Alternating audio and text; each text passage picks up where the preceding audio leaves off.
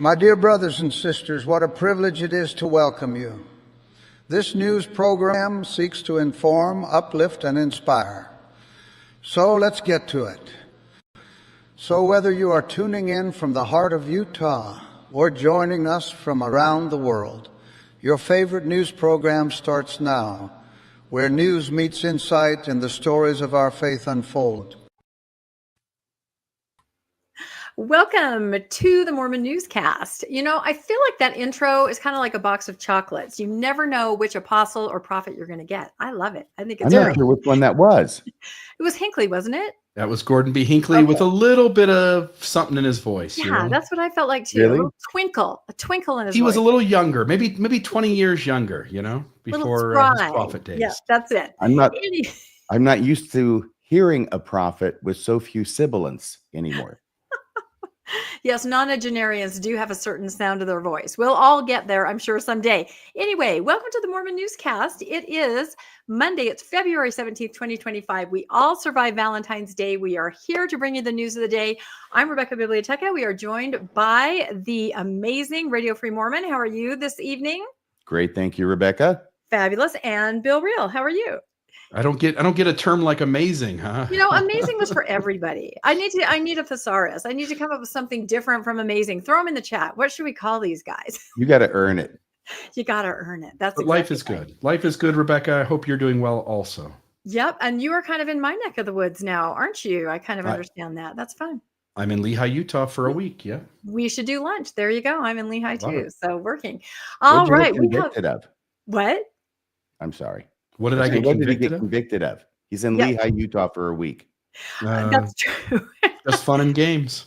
Yeah, Lehi's the place to be. So there's a lot of news this week. Like we really had to, I was throwing out stories right and left. We had to cut it down because there is a lot to cover, but I think we have our finger on the pulse of what people want to hear and see. So the title of tonight is Wyoming Temple Approval Scandal. We're going to be talking about Cody, Wyoming.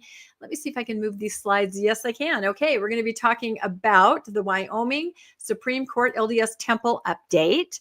The LDS Temple 6-month open house is announced. I'm betting most of you have been following this. RFM is going to take that and has some really interesting backstory and insights to that.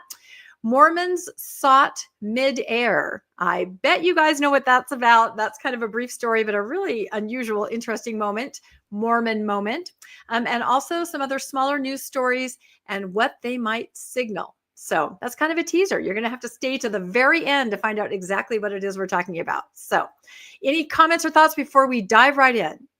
I'm excited. I know. This is going to be good. So, oh, look, I left my name in. We're trying to leave our names out, but there it was. All right. The first story is mine and also RFM's because as I announced last week on the newscast, Cody, Wyoming residents, Preserve Our Cody neighborhood, had their day in court, the Supreme Court. And there was an audio that was put out on February 11th at 2:30 p.m. Mountain Time, 1 hour long. You couldn't record it. It was not going to be available later. So several of us, RFM and I included, just jumped on, riveted. I have to say it was a nail biter. Wouldn't you say, RFM? It was very interesting. I hadn't been able to read the briefings or anything, but trying to pick up on what was going on from having spoken with you, the questions being asked, what the lawyers are saying. This is, of course, the Supreme Court of Wyoming. Yes. Correct? Yes. Yes. They haven't quite made it to the Supreme of the Supreme Courts. No, this is Wyoming, absolutely. But yeah, by nail biter, I just mean, yeah, I was barely hanging on. RFM was keeping me grounded. I was, just ranting and raving and, knowing more of the backstory than a lot of people. So it's true. He can show you the text thread. You were sending me all kinds of pictures. I would never reveal something like that. He was sending me pictures of kittens and doves and things to help me calm down. Anyway, let's massaging cats. Yeah. Exactly. It was good. So we're going to talk today. There were two really good articles that came out right after it happened. LDS Church admits that Cody official gave bad advice that led to the approval of the temple. This is one of the biggest takeaways from what happened. An attorney representing the LDS Church told the Wyoming Supreme Court on Tuesday that a city official gave bad advice that led to approving a controversial 101-foot steeple for the temple the church is trying to build there. So that's one of the articles we'll go through. And the second one is Supreme Court questions the planning and zoning process over the temple. And I have to say, I follow a lot of temples. Wyoming and that Cody area, they give a lot of good coverage to what's going on with the temple. I'm really impressed with the articles. They get them out right away. They've got their facts straight. So good for you, Cody, Wyoming news outlets. You're awesome. I wanted to very quickly just kind of explain the players, the names that you're going to be hearing as we go through this. I put together this little chart. So one of the people that you'll hear talked about is the Cody city planner. His name is Todd Stowell. He is LDS. The Cody city attorney, Scott Kolpicki, I think. I'm not exactly sure how to say it. He's not LDS, but he is like a contract attorney for the city. So it's both Todd's job and Scott's job to help instruct the Planning and Zoning Board on legalities of buildings that want to be built, talk to them about site plans, things like that, because that's their profession, right? The city planner and the attorney. So the Planning and Zoning Board, while they are the ones making the vote, they really are reliant on information from the city planner and the city attorney, who are working for the city, and they are supposed to be supporting the city. I think that is a very key element here. We also will be hearing mentioned the attorney. This attorney is incredible. Deborah Wentland for the Preserve Our Cody Neighborhoods group. She's been there from the beginning, and she really knows her stuff. She's awesome. And a brand new attorney, oops, sorry, didn't mean to do that we haven't seen before in this arena, and that is for the LDS Church, Bradley T. Cave. So he was the one representing the LDS Church. And those are Rebecca, the players. Yes. At the top, the Cody City Planner, Yes. Todd Stowell. Yes. He's a member of the church? He is a member of the church. Yes. The entire time this was all going on, he was the second counselor in a bishopric in a ward there in Cody. Are any of the other folks LDS? On the Planning and Zoning Board, there was someone put on just prior to the temple being announced, a bishop, Matthew Moss. Now, he was released from being the bishop, January 30th. And on that same day, Todd Stowell was made the second counselor in that same ward. So there's been either a bishop or a counselor that's, an integral part of this process. Yeah. Let's go to our next slide. All right. So to kind of dig in here, says that 2 Wyoming Supreme Court justices questioned, and I think a lot of them questioned, the process that the city of Cody's deliberations over the LDS temple during oral arguments on Tuesday. This is in front of the Wyoming Supreme Court. The court is hearing an appeal from the district court that Preserve Our Cody Neighborhoods filed in September of 2024 after District Court Judge John Perry ruled against them and in the church's favor last August. Preserve Our Cody Neighborhoods, POCN, we'll just call it that from now on, is fighting the construction of the temple in the state Supreme Court, appealing this decision made at the local district court that allowed the construction of the temple to proceed. POCN argues that the board made its decisions, this is the Planning and Zoning Board in the city of Cody, based on false information and conflicts of interest, which would be considered as evidence in their case to block the temple.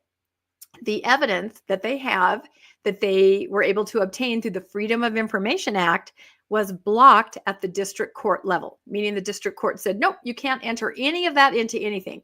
And POCN said, but wait, this shows a conflict of interest. And this shows, false information or just misleading information that the Planning and Zoning Board got, but they blocked it. So maybe RFM is going to weigh in quite a bit on this because he and I both listened to this little broadcast. Maybe you can explain to everybody what it means when there's a district court decision, and then what does it mean to appeal it like that? Kind of what's the process? Well, what it means is, of course, if there was a lawsuit that was brought at the trial court level, which is what you're talking about. Yes. Different states, different levels have different names for what the trial court level is. So often it's easiest just to say the trial court level. That's where the action happens. Okay. That's not the appeal, obviously. That is what appeal is taken from to a higher court. And that's basically that. You had asked me a couple of other questions before the show, so I'll go ahead and address those now, if that's okay. Yeah, no, that's great. Your expertise really needed here, because this whole thing could be like a mini series. I'm not kidding. I think it is. I think it is. It's a whole channel full of miniseries at this point. But what's going on here is that the trial court level judge, one of the parties, I'm sure it was the plaintiffs, come in and they want to admit into evidence these, what was it, emails, text messages, whatever it was. Thousands of documents that they have painstakingly gone through, timelined, correlated, collated, thousands of documents that show what's going on behind the scenes. Yes. So without having been there, the fact that they were not admitted by the trial court judge in evidence says that the trial court judge found that they were not relevant to the issue that the trial court judge was called upon to decide. Now, having said that, it could have been conceivable, of course, hindsight is 20/20, but it could be conceivable, certainly, that at the trial court level, an appeal might ensue, and you might want to have those documents as part of the record. Because, okay, let me back up a second. When you appeal, it is not a new trial. It's a very common misconception that you get a second trial on appeal. No. What you appeal is anything that you say was done that was wrong by the trial court or at the trial court level. And those things usually have to be objected to, and there's all sorts of things that happen. But the main thing is this, is that when you're on appeal, what you're saying is the trial court judge made a mistake, and because of that mistake, my client didn't get a fair trial or whatever it is, okay? So that's what an appeal is. An appeal, by its very definition, does not take new evidence. There is no new trial. There's no new hearing, okay? It's based only and exclusively on the evidence that was admitted below in the trial court level. Yep. Thank you for clarifying that. Yeah, because all along there have been these steps where the POCN has had to say, okay, we can test this. We can test this all the way up to the top. Oh, and I'm sorry. I was just going to say 2020, it would be conceivable of not admitting it in evidence, but filing it with the court as an exhibit anyway, with all those documents in it. And, just making it clear to the judge, you're not trying to get around this. You're just trying to preserve the record for appeal. Because otherwise, what do you got to do? You're up here now at the Supreme Court. Now, maybe you got to go back down there and have those records put into the record as part of the record. So now it can go back up to the Wyoming Supreme Court. Yeah. No, and I feel that's what happened. I feel that their attorney, the POCN attorney, was able to include some of these things that were in this discovery that the residents did, because the questions that the judges were asking were very interesting. Because of course the Procedural Cody neighborhood, their whole, just put it in very layman's terms, is that it was fishy what was happening with the P&Z board and the vote. There was something going on. It was not normal procedure. There were irregularities, and they're trying to point this out through this legal process. So the questions that the judges were asking in the Supreme Court, as we listened, knowing more of the backstory, made me believe that they had really very carefully read whatever was presented to them. And they were asking some great questions, some encouraging questions, that the residents were being understood. And when I talked to the Cody residents group, they were like, yeah, we feel like we were heard by the questions that they were asked. Whether that will give them the result they want, at least they felt that the judges had done their due diligence in reading through the materials and understood it.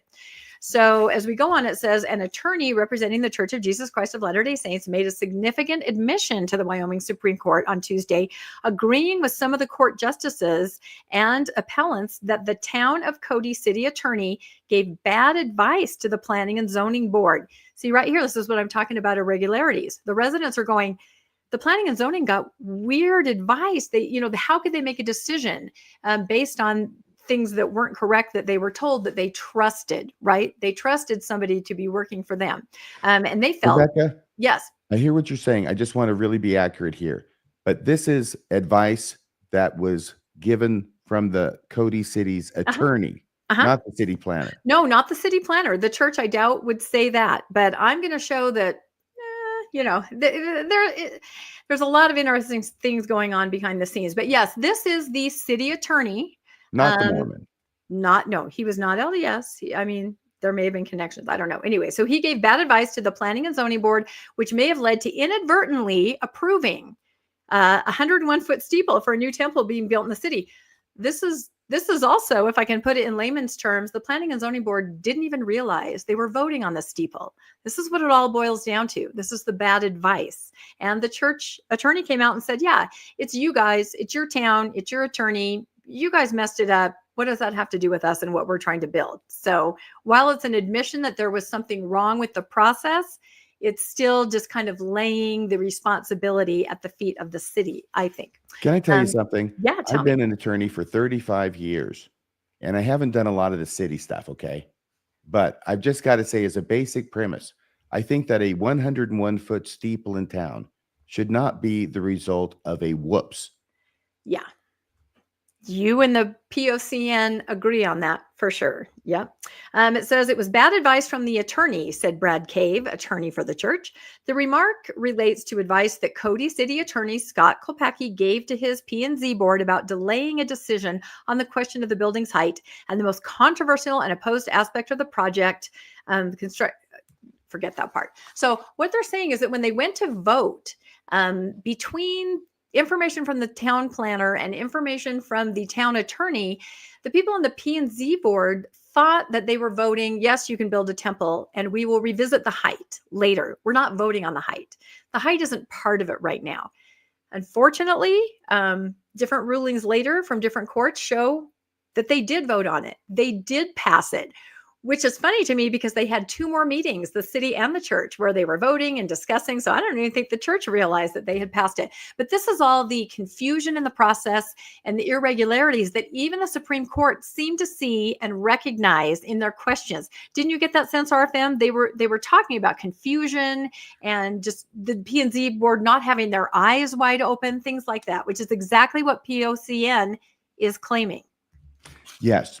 And like I say, I mean, you can put all kind of legal words you want on it. Mm-hmm. I just don't think that when a city council gets together and they say they don't know what they're doing because they have wrong information or somebody's goofed it up or intentionally or not, and they end up passing something that they don't think they're passing, and they say, wait a second, we didn't pass that. And then they say, oh, yes, you did. I mean, that's crazy. How does that justify the 101-foot steeple? This is like MASH back when, what was it, Radar Riley and Colonel Blake, remember? You know, Colonel Blake back at the beginning. Yep, the first Radar, Radar the clerk, right? He would always be sneaking into his pile of things to sign, the colonel's pile of things to sign, things that the colonel didn't know about because he didn't read anything, you know? Radar's just having him sign it, and then he takes it and does whatever he wants with it. Are you saying that if Colonel Blake actually found out that Radar had done that, which to my knowledge he never did, but if he ever found out that he did that and went and said, no, that's not legitimate, that he wouldn't be right? Obviously he would be right, you know? So that's why I'm not understanding why this is a difficult concept for anyone to get their head around.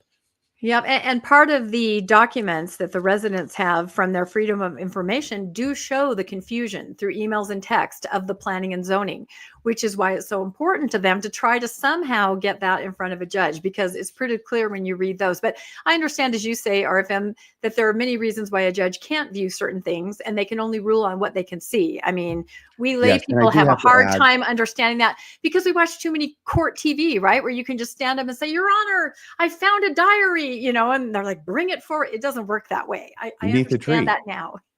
Yes. But I'm sorry, I have to go ahead and add that, yes, the church did come up with a reason to cover. What I said is a very simple, you know, it's a whoops. How can that be a whoops? Okay, let's go back and make sure that when government is voting on things that they know what they're voting on, right? Yep. I mean, it just seems obvious. But the church, I remember during the hearing, was pointing the finger at the city council people and saying, well, they voted for it, and then they immediately got pushback from their citizens. So they wanted a do-over. And that it wasn't because it was a mistake. It was because they knew what they were doing and they just want to change it now. Yep, that's true. I will show you later on that even the LDS member of the Planning and Zoning Board did not understand what he had voted for. So anyway, we'll move forward. This will be exciting. Okay. So a little more background. 2 years ago, when the project first emerged, this has been going on since not last summer, but the summer before last. Like I said, it could be its own little mini series. I know we all think Fairview right now and everything, but the OG was Cody. And there are just as many twists and turns about this. And Mormonish has been following it. If anybody's really bored or laid up in the hospital, they can go to our playlist on temples and watch probably like 80 hours of content on temples. All right. Hope no one's laid up in the hospital. So 2 years ago, when the project first emerged, Wentland, the lawyer, said the church proposed building a 101-foot quartz-lit temple in a rural residential zone. That zone doesn't allow churches except under a CUP. I'm sure by now all of you understand what that means, conditional use permit, and has a maximum of 30-foot building height. Again, deja vu. This is a beautiful area. I've stood there on the temple site and it's absolutely gorgeous. Further, the lawyer says a CUP requires finding the fact that the project complies with the height limit, respects the character of the neighborhood, maintains consistency with the development, and protects the scenic views. So the same things you see in other cities. Cities have it set up. You know, they can control what's being built there. At the beginning of the Planning and Zoning's June 15th meeting, and this happened like 2 weeks, I think, after they first got the notice of what was going to be built. It was very quick. You know how the church operates. There's a note sent out. You go to a public meeting. You're shown the rendering. You go, wait, what? And then very quickly it moves to a meeting. Things happen really fast. Of course, the church knows behind the scenes, you know, what's coming, but the residents aren't aware and they have to mobilize and move very quickly. So at the beginning of the June 15th meeting, with 5 of the 7 members present, okay, this is important. There are 7 members on the Planning and Zoning Board. Only 5 were there that day. The chairman, Rowley, told the board that 4 aye votes were needed to approve the item. So that would mean a majority of the 7, even though all 7 weren't there, they would need 4 votes. The lawyer's explaining this. When a motion to approve the site plan received 3 ayes, it failed. So there are 5 people there. It receives 3. It's a majority of who's sitting in the room, but it's not a majority of everybody on the planning and zoning. So the board also tabled action on a special exemption for the 101-foot tower, she added. It rejected the ambiguous interpretation of the rules by the former city planner, Todd Stowell. The board's distrust of Stowell was shown in the supplemental records, she added. So this is what we mean by confusing information. First, and again, just layman's term, there's a site plan, there's the CUP for the added 77-foot tower. And the city planners going back and forth saying, you know what, that doesn't really count. You don't count the 77 feet. We're just voting on that, you know, the shorter part of the building. You know, the church pulled back an application. It was so confusing. They correlated it with the town attorney. I don't even want to go into the details except for to say that planning and zoning did not understand that they were approving the tower. That is what the Preserve Our Cody neighborhood says. They did not understand that. They thought that they were just voting, yeah, you can build it, and we will come back and talk about everything later. And planning and zoning and Preserve Our Cody neighborhood is saying that is because they were led to believe that by the city planner and the town attorney. So that's kind of where that confusion lies. So now we will, let's see. And there was also an issue about whether the vote was valid. And that's the thing. There's 2 votes. Yeah. There's 2 issues. Sorry. Exactly. Is that a valid vote? Because it's not a majority of 7. It's only a majority of 5. So the justices, when we listened to that hour-long broadcast, they kept talking about, yeah, it seems confusing. It seems like there's a lot of moving parts here. So I think they saw it too. So I think you kind of already covered this, RFM, a little bit. What were they appealing? And it says during the June 15th meeting, 5 of the 7 board members were in attendance. A motion was made to approve the site plan. 3 board members voted in favor, like explained. 1 voted against the motion and 1 abstained. The petition states that the board chair stated the motion failed, as we just talked about, with the understanding that the motion requires the 4 of the 7. So this is Cody residents saying, look, this failed. It failed just numerically, right? 4 out of the 7 did not vote aye. The church is requesting the judicial review of the board's decision to approve the site plan that the board chair failed. The court documents claim that an affirmative vote requires only the majority of the board in attendance, not the entire board, and that 3 of 5 is enough. So this is what they took to the district court. This is what they took to the district court. And the district court said, what, RFM? The district court agreed with the church. Yeah, the district court agreed with the church. Cody said no, and that's how we ended up at the Supreme Court. So that kind of explains the process and the thinking there. So lots of confusion. How many is a majority? What kind of information did they get from their trusted city planner and trusted attorney? And did they even understand what they were voting for? Because they didn't believe that they were voting for the height. Is that guy still working for the city? Who? The Mormon? We're going to get into that a little bit. That's kind of a good segue, but you're not ready for it yet. No, I have like 25 slides to go there. No, I'm sorry, I prematurely segued. We're getting there. It's okay. It happens to people. It's all right. So yes, the judge did uphold the city's approval of the Wyoming temple. And yep, I think we can go past this one because I think we've already discussed all this. Exactly. Okay. So what I want to talk about here is that their attorney says P&Z's decision wasn't finalized on June 15th, right? This is what the church is claiming. This is what the courts are claiming. You guys didn't know it, but you voted for it on the 15th. It's a done deal. I mean, what does that mean? It means they never had the chance even to negotiate on the lighting or the height. It was just approved as is. They had 2 other meetings, where they talked about it. Nobody knew it was approved, but the court said, yes, it was. And it says it didn't include the resolution of the height issue. The city attorney had okayed that omission. That's some of the bad advice. He goes, it's totally fine. You can vote on it. Doesn't matter. The height is just there. Just kind of ignore it. Further, the lawyer said the district court should have permitted supplemental records that would have shown the P&Z board's confusion about the process and also provided evidence of the city planner's conflict of interest. And here I have a stack here. I'm not kidding. This is like very realistic. They had thousands of records and they went through with spreadsheets, Excel sheets, and they timestamped things and they put things in order. These people are brilliant and incredible. So let me show you what I mean by confusion behind the scenes. Okay. So let's see. Let me get to the next. Oh, there it is. Okay. So this is a text thread between former Bishop Matt Moss, who was on the Planning and Zoning Board, and Todd Stowell. This is the next morning after that meeting on the 15th. So Matt says, did we pass the height of the temple as part of the findings in the CUP last night? Okay, so he voted and he's asking the question, did we pass it? Right there, to me, that's an irregularity.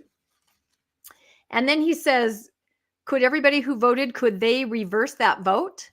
Okay, again, wondering, how did we vote? What did we vote for? Can we reverse it? Then he continues and said, I asked Carson, I think he's the head of the planning and zoning, last night, if I could reverse my vote to yes on the tabling of your interpretation, meaning that the height is not included. And he said I couldn't. So it would be wrong for them to be able to do the same, they meaning the planning and zoning board, if they think they made a mistake like I did and I couldn't change my vote. So I interpret that to say he's asking Todd, so, I couldn't change my vote on something. Can the people who voted last night, who voted yes on the temple, can they change their vote if they're confused? So he's asking this question. So then Todd answers back very reassuringly. He says, Scott K., that's the attorney, will need to make that call. I think I had inspiration to realize it. And I take that to mean to realize it, meaning it had passed, as I was waking this morning and then had just enough time to do the report which said it did indeed pass. When I had finished, I had goosebumps from feeling the spirit. So I don't know. I'd like to get both of your reactions on that. It sounds like he's bragging that this slipped through without anybody recognizing. Yeah, it's open to interpretation. What do you think, RFM? Treachery. Seek it out. Treachery. Seek it out. That's exactly This is treachery. Right. Look, if you got a Mormon who happens to be the city planner, okay, and the temple comes to town and things go normally or remotely normally with the process, okay, and it makes sense. But if you've got that Mormon who is in the city, who's the city planner and who's very involved in this, and then as part of his involvement, which I think you've said you have evidence of, and this may be part of it, as part of his involvement, there's confusion that is inserted into the process that one would not normally expect. Yeah, I have now shifted over to thinking that he is a traitor to the city who pays him and on which he ties to the church. The church isn't paying him to do this. He pays the church to do this and takes money from the people that he is being a traitor to and inserting this confusion in order to get what it is the church wants. You should never be happy that the board with which you serve on got screwed. That is such a great point. Yeah, and that's the problem with the inside guy, as I use that, because no one would assume that. The judges ask in every court that I've paid attention to, well, what monetary compensation could a man or a person who does this get? It's very hard to make people understand what would motivate somebody who was perhaps church broke. We've heard that word before. It's not monetary compensation usually. There are other things at play. It's very hard for lawyers to get that across. In fact, the Supreme Court of Wyoming said, I don't think there's anything, nefarious, or suspicious because in the conduct of Todd Stowell, because they don't understand what lengths somebody might go to, allegedly, Yes. to try to further the influences of the interests of what is the most important to them.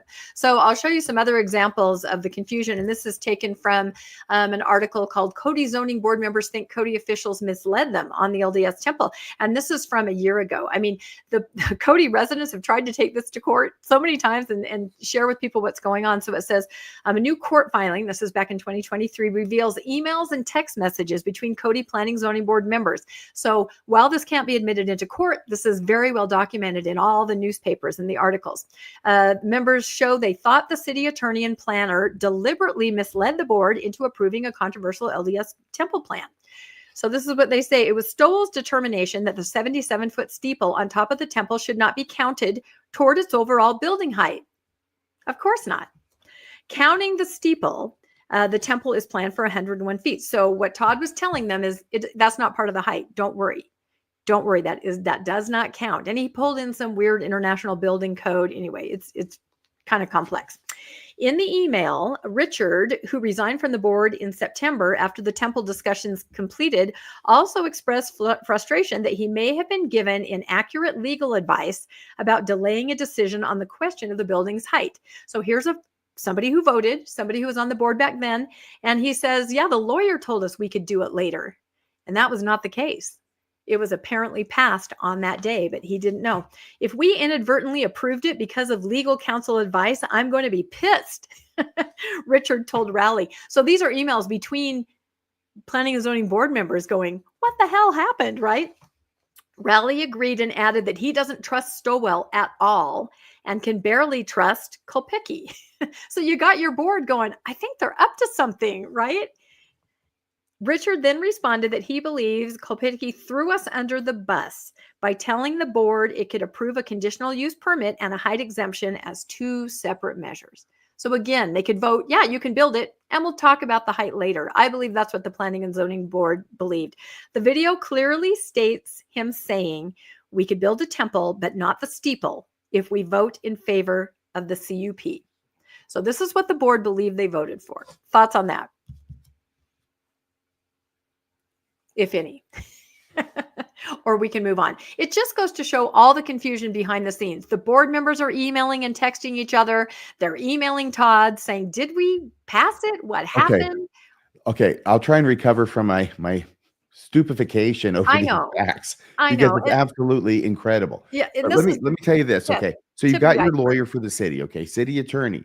And the city is the client, and that's the city council who are the representatives. Okay.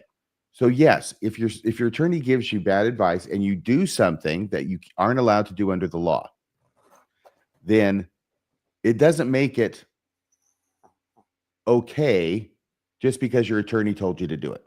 Okay. So if you can't do something under the law, you can't say, oh, it's okay because my attorney told me. Okay. Having said that, I've heard that before somewhere. SEC is coming to mind. Seriously, how many lawyers are going to give us bad advice in all of these scenarios? Mm-hmm. Always. This is a time-honored tradition. It's not like it's a new thing or a Mormon thing at all. believe me, I learned that I earned a substantial amount of my retainer by taking bullets for my clients. Yep. I'm the one to blame, and I will blame myself voluntarily in front of a judge in order to try and shield my client. Now, don't lie to the judge, but I will throw myself out there, to be chewed on a bit so my client doesn't get mauled as bad. I want to ask a question here, and feel free to put me off if you're going to cover this at some future moment. But if the city attorney gave bad advice and the city council still passes a thing thinking it's something else, the lawsuit appears to me then to be between the citizens and the city council. Yes. And no matter what comes of this, it seems like the LDS Church can't be punished for having a measure passed. No, and this is what happens in all the cities. Eventually, the residents have to sue their city because of irregularities. The city backed down and wouldn't protect them anymore. This is why Fairview is so different and important. They have not backed down. This is the same scenario in Vegas, in Heber, in Cody. All the residents have had to now sue their city, and the church is now joined with the city in those suits. So it's LDS Church and city versus residents. This is what happens every time, except for Fairview. It does not happen there yet, which is why that's such an interesting and different case. So you're absolutely right. I was going to say, on the other hand, having given that original principle, okay, it doesn't make something legal just because your attorney told you to do it. Right. But the other side of that is that in this situation where you are dealing with people who are in a city council, who are elected representatives of the people, and they are trying to do what it is that the people have elected them to do, and then they do it, and then they find out that that's not what it was.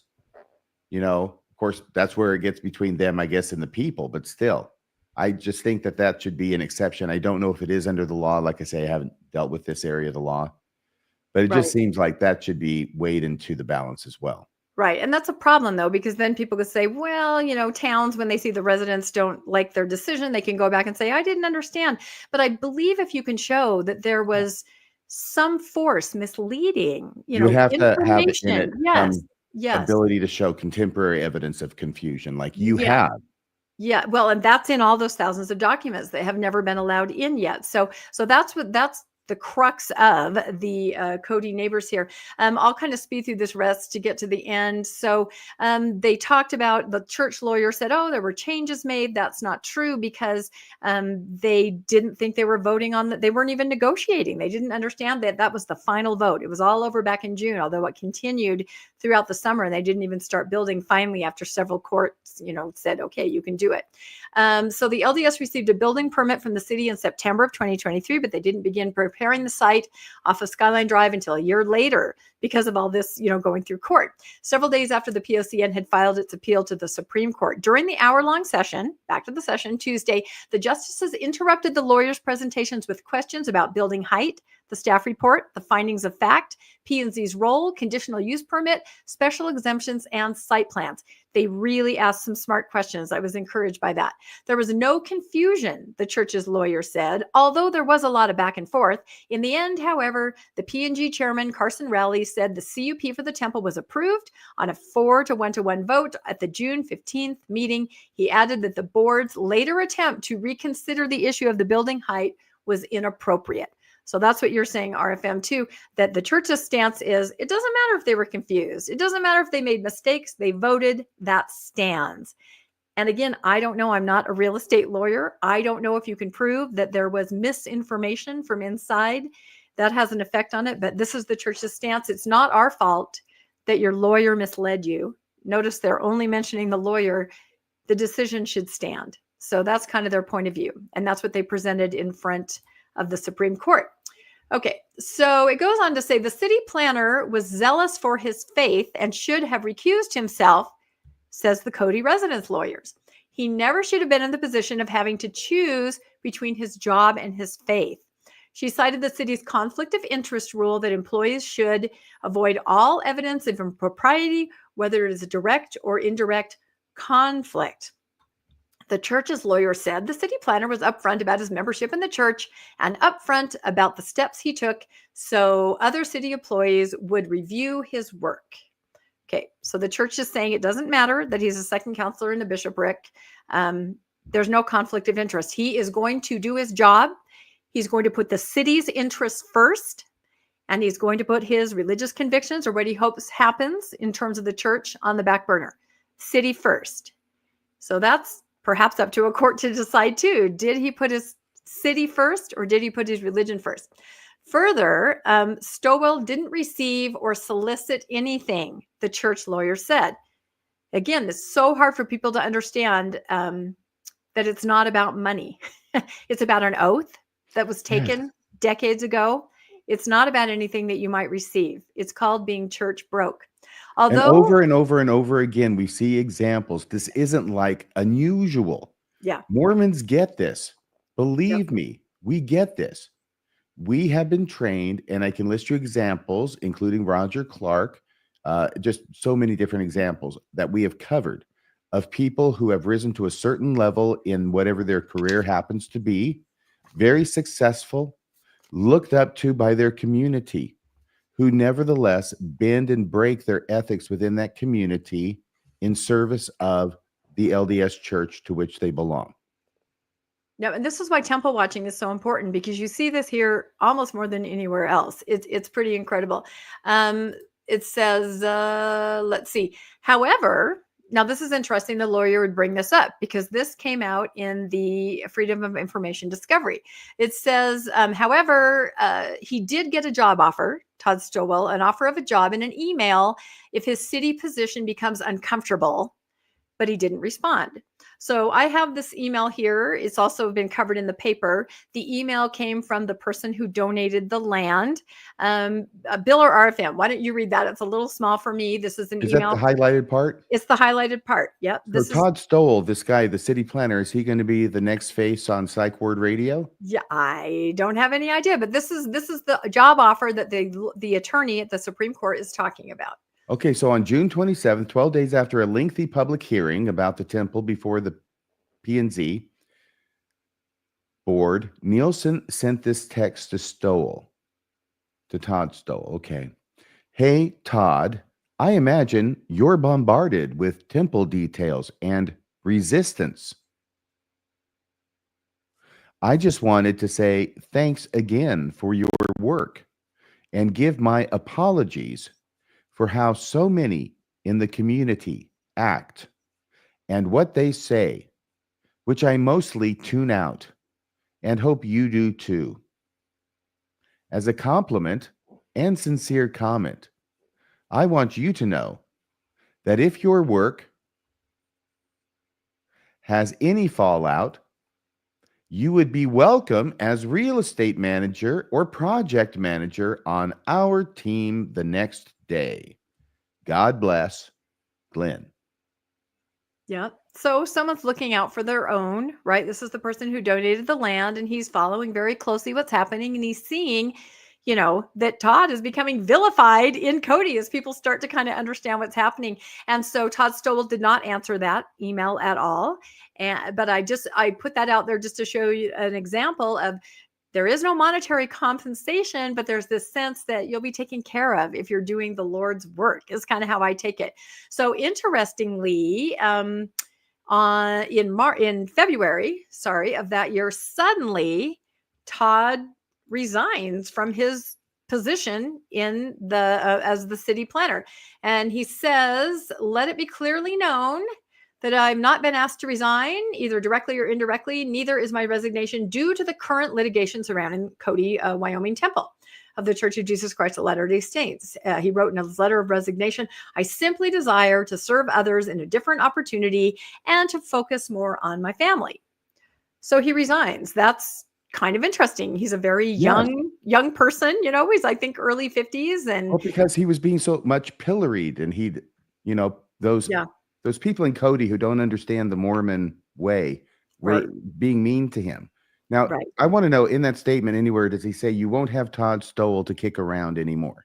Oh, I don't know, but it must have been really difficult, honestly, for his family. And so he resigned. He left his post he was released from the bishopric in April.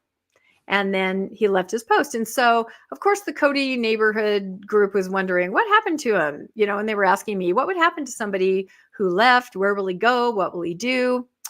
Well, the first thing that happened is a week before he resigned, his house was paid off, or he paid his house off, or somehow Whoa. no Wait a longer second. had a mortgage. Okay, hold on. Are you saying that a week before he resigned, you just said he resigned his post in February Yes. of Yes. what? Last year? 2023. Okay, so 2 years ago. Yep. Okay. So he resigns, and 1 week before he resigns, you've just gotten information that the mortgage on his house got paid off. He paid it off. It was paid off. Let's just say that. Yep, it was paid off. Do we know how much he owed on the house? Do we know Yeah. how much the final Yeah. payoff was? There was a refi in 2020 of $165,000. So I do not know how much he would have paid between now and then. If he's like a normal person, like the rest of us, you're going to make a little dent in that, but not that much in 4 years. Normally, it would still be over $100,000 I would think so. I would think something like that. because you got a refi. So now you probably got Yeah. another 20 to 30 years on it. Exactly. So again, Wow. I don't know the details, but I know that Cody residents were just curious to see, he's gone, what possibly may be happening to him after the fact.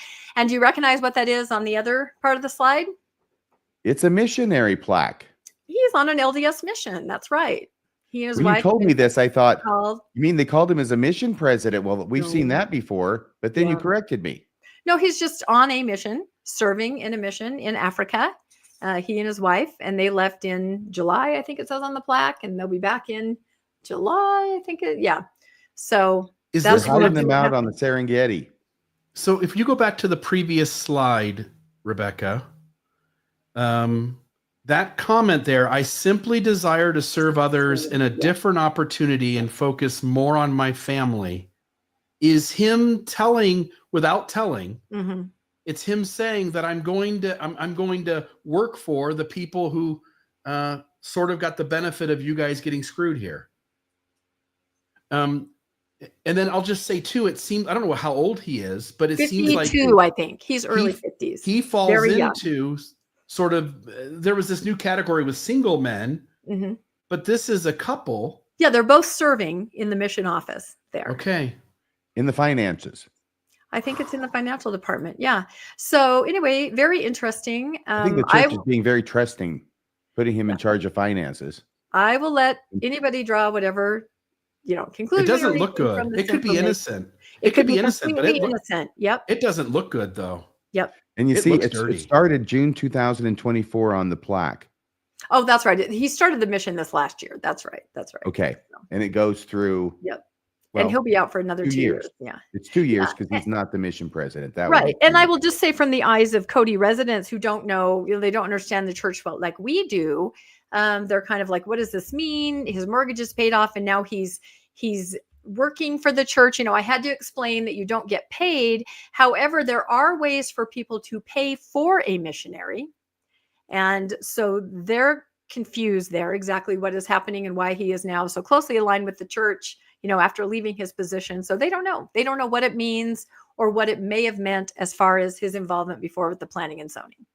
So I think that we can look forward to an illustrious career from Elder D. Todd Stowell, because he's got to become a GA at least, because now he's got dirt on the church and they It's like- can't afford to let him go. yeah, it's like witness protection, right? If somebody does something or sees something, you have to take care of them sometimes. So I don't know. It's very interesting. So I just, for those of you that don't understand what being church broke means, I don't think you can ever see this too much. And I know we're going long here, but these are very short. This is an elected senator of the United States of America, Gordon Smith. Oh, from Oregon. From Oregon. Yep. I'm just saying that it's not a town level. It's not a, No, it's United States Senator. Exactly. That's what I'm trying to say. He addressed a group, the general authorities. The apostles. Yeah. This was from Mormon Leaks, and he kind of talks about where his allegiance lies.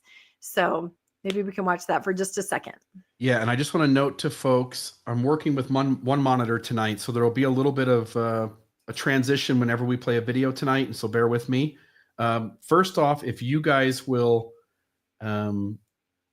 say out loud whether you can hear it, because I won't be able to see either one of you. So if you can just say you do get sound, that'd be great. And I think this first clip is the man who is introducing him to the Q15 and explaining who this senator is. The and what liaison type of between the person church and the senator's office. Yes, exactly. So he's explaining who this man is. And of greatest importance Sound. to this council Good. today and in this sanctuary.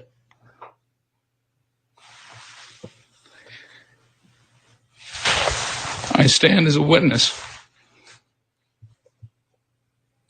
of his tireless advocacy for the vital interest of the Church of Jesus Christ of Latter-day Saints. For in my experience, he always stood ready first and foremost as a high priest and as a covenant member of the Church of Jesus Christ of Latter-day Saint, and receptive and able and willing to serve its most vital interest in Washington and, in fact, internationally. Remember which way you face. Though I can't remember any Latter-day Saints that were permanent members of his staff, it was fair to say that his staff in the Senate was church broke. In fact, not many months ago, his legislative director called me on the phone and he said, "Ralph, you haven't called us for 6 weeks. What are we supposed to be doing?"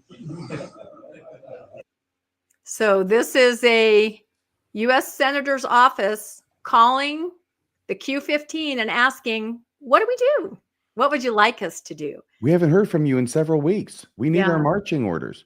It's I know. amazing. And you know what struck me this time hearing this? This should never stop being played, by the way. That's why I played it again. I know we've all heard it, but maybe there are some that haven't. And, you know, we're talking about a local level, perhaps. Here's a national level. You know, this was brought up when Mitt Romney was running for president. They said, does he have a higher allegiance than the oath of office? And the answer Does is he? yes. And things like this make you He does. realize you can't help but have it if you are, you know, LDS perhaps. So anyway, 2 really short little clips to just, and this And the is church Senator growth Smith part, himself. This is the part that occurred to me this time. It's okay. You're doing great. This is important reporting you're doing. Don't worry about the time. Yeah. It's not just this senator who was church broke. It was all of his staff. Yeah. They're all Mormons. Okay. And they're all church broke. So he packs all of his staff. I mean, for U.S. Senator, I'm thinking that's a lot of people. Yeah. With good, faithful, devout Mormons, all of them church broke. But of course, the most concerning part is the senator is church broke. Yeah. Okay, here's the next one. Yeah. These are very short. This is the senator himself.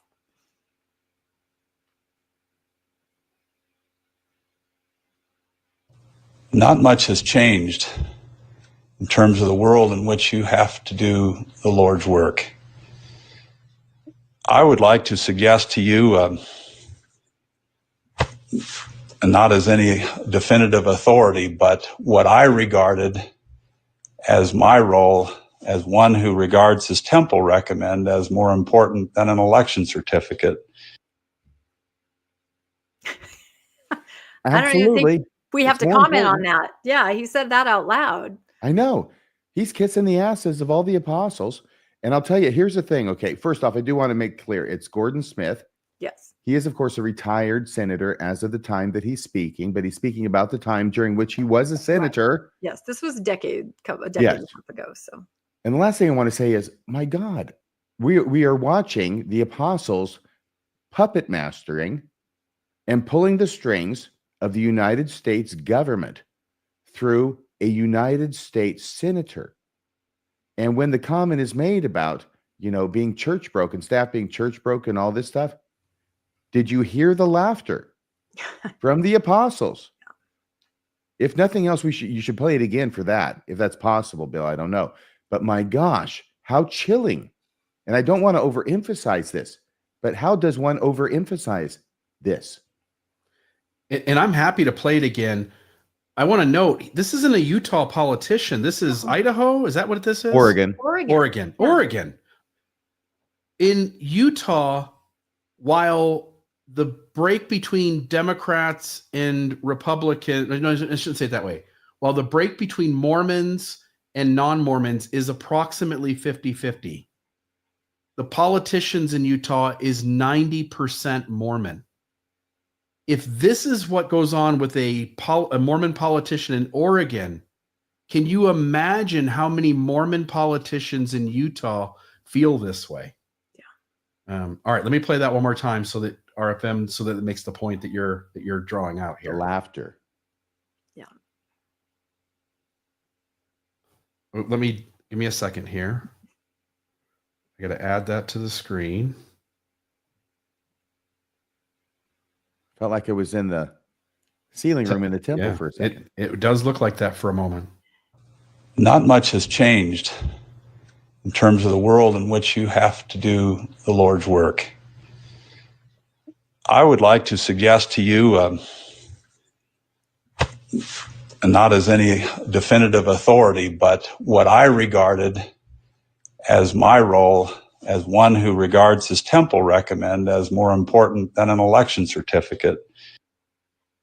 Yeah, I think the laughter was at the end of the first one, but that's fine. There was laughter when basically, I guess it was the other guy, the liaison, was saying how church broke all the staff were and how they would call up, if they hadn't heard from him in a few weeks.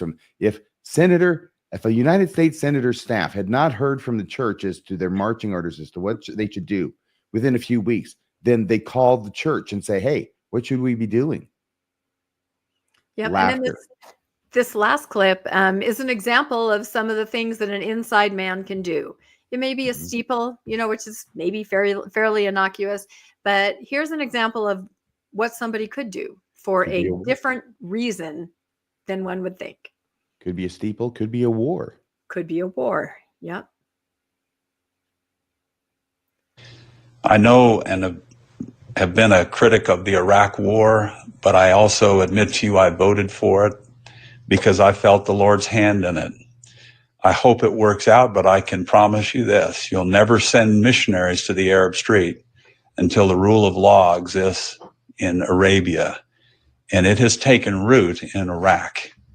And ultimately, I think that if that succeeds, there will be an opportunity to begin building the church in the Middle East, which is... Vote for the war so the church can get a foothold. I mean... Did he just say he voted counter to his conscience because it was good for his religious institution, his faith? Yes. Yeah, he actually did. Yeah. Wow. Now, obviously, politicians lie all the time. Yeah. And say one thing to one group of people and a different thing to another group of people in order to ingratiate themselves with both groups of people, right? That is true. But still, wow. Anyway, I just include that as an example because, the idea of the inside man, the alleged inside man, can have quite the impact, and there's different ways that happens. So, all right, I think I have one last slide. Oh my goodness. And the other thing, Gordon Smith had no idea that this was all private, hush, hush. Yep. And this video was obtained somehow by Mormon leaks and then leaked some exactly years ago. Yep, so this is what he was saying when he believed that nobody else would hear him. Yeah, he said the quiet things out loud. That's it, exactly. So final thought here on the Supreme Court of Wyoming. It says Chief Justice Kate Fox remarked she felt that both parties were in a parallel universe, the church and the residents, when it came to their arguments. They both have a completely different interpretation of what happened, while expressing doubt that the members of the Planning and Zoning Board had their eyes wide open to the facts while making their decision. The justices will take the matter under advisement. So this is why I'm encouraged. It seems like they saw something, and they said it would be 2 to 4 months before there's a decision. I guess that's how long it takes. But it was quite the interesting meeting. I wish it was available for people to listen to, but apparently they can't save them. But I don't get that. Covered it. I don't either. So just at the very last minute, this email came in to the group from Preserve Our Cody neighborhood. And I just thought, in closing, I will read this. This is for somebody in Fruita who also has a temple being built in their neighborhood. And it says, I wanted you to know that they are putting the final touches on the new temple at Grand Junction, Colorado. The new temple sits on a raised hill area next to a major city entrance for all medical, college, and most business-related activities. It has over 50 parking street lights that almost blind you as you drive by at night. Add to that the multiple colored lights lighting up the white sides of the temple, and you have a nightmare. Lest we forget, they have put well over 1,000 water-thirsty plants every 24 inches from one end of the property to the other. Just letting you know what you can expect. Again, this is Colorado talking to Cody. Cody can forget their night sky views as the peons below look upward to God's glorious temple. That is a quote from my Mormon neighbor. My family has spent many nights in Cody while living in Lander and then visiting our son who lived there for many years. We truly feel sorry for you folks because of your new monstrosity will ruin much of what is great about Cody and Wyoming. So there it is, the Cody update. Whew. Like I say, it's perfectly placed to be a billboard for the LDS Church. It might as well have a big sign out front saying, "Our Masonic rituals are better than yours." Can I just I'll add one little thing in closing to that whole story. When the Mormon on the city council says he's resigning without saying that he's going on a mission for his church, it comes across as if he's hiding that detail intentionally. And the only reason you hide that detail intentionally, or at least what it gives the appearance of, is that you've done something that you're trying to hide. I think you would be right normally. If I understand the chronology, though, Bill, he resigned in February of 2023 and began his mission in June of 2024. I think that's wrong. I think I'm wrong. Is Landon in the chat? Maybe he can clear that up. I think it was closer. He left like a few months later. So I think I'm wrong. Yeah, the closer those are, the more problematic. Yeah, no, it was is, close. right. It was just a few months later. Yeah, I think I'm wrong on the 23 or the 24. But it was house paid off. It was announcement. Then it was released from bishopric. And then it was quit job, and then it was, or finish working. You know, he announced he was quitting and then finished working. And then a few months later, yes, it was February 24th. That's right. Yeah. So yeah, it was all very close. It happened very close. February 24. Yeah. So. He is telling everybody, I'm stepping away. I'm going to go serve my people, my community, whatever. He does it in such a way that he doesn't want anybody to draw the connection that he's going on a church mission. Right. Again, if I was innocent, I would intentionally tell you I'm going on a mission for my church because I do not want the appearance of anything out of place. I'll tell you another thing that will show up that will sort of add evidence to this. You can bet your butt he's going to have his house up for sale, and they won't live in that home again when that mission's over. I think that too. I think they're renting it now, but yeah, I think it'd be really hard to go back to the town. You know, and again, all this could be completely innocent and just looks step by step not great. I mean, everybody has had things like that happen where you're like, you don't understand. So, and I also think on some level, if somebody is that church broke and does those things, could they be viewed as a victim themselves? I mean, I know RFM, you disagree with me, but yes, I think about that when I think about like my Mountain Meadows Massacre ancestor who was maybe a victim in some ways of the dynamic there and did some horrible things. I will agree with you that there were victims at Mountain Meadows, but your ancestor was not one of them. Yeah. Yeah. I don't know. I'm giving everybody the benefit of the doubt. So, all right, that's the end of my segment. And I will say that saying that a temple is a billboard segues right into RFM's next section, doesn't it? Does it? I think so. Okay. Because I think you're up next. Yeah. There you go. Yes. The Salt Lake Temple, 6-month open house. 2 years away. So on Instagram, President Russell M. Nelson, this was on Valentine's Day, last Friday, as you'll recall, put this out, or someone may have done it out under his name. That's being investigated. But here's how it runs. On February 14th, 1853, so this is the anniversary, right? A groundbreaking ceremony in Salt Lake City began a 40-year journey of faith and sacrifice, culminating in the dedication of the Salt Lake Temple in 1893. A current and comprehensive renovation to strengthen this sacred house of the Lord for future generations is now nearing completion. Today, exactly 172 years after the groundbreaking ceremony, I am delighted to announce that the temple will reopen for tours during a public open house from October 2027, from April 2027 to October 2027. 6 months. And it's still what? It's over 2 years out, isn't it? Yeah.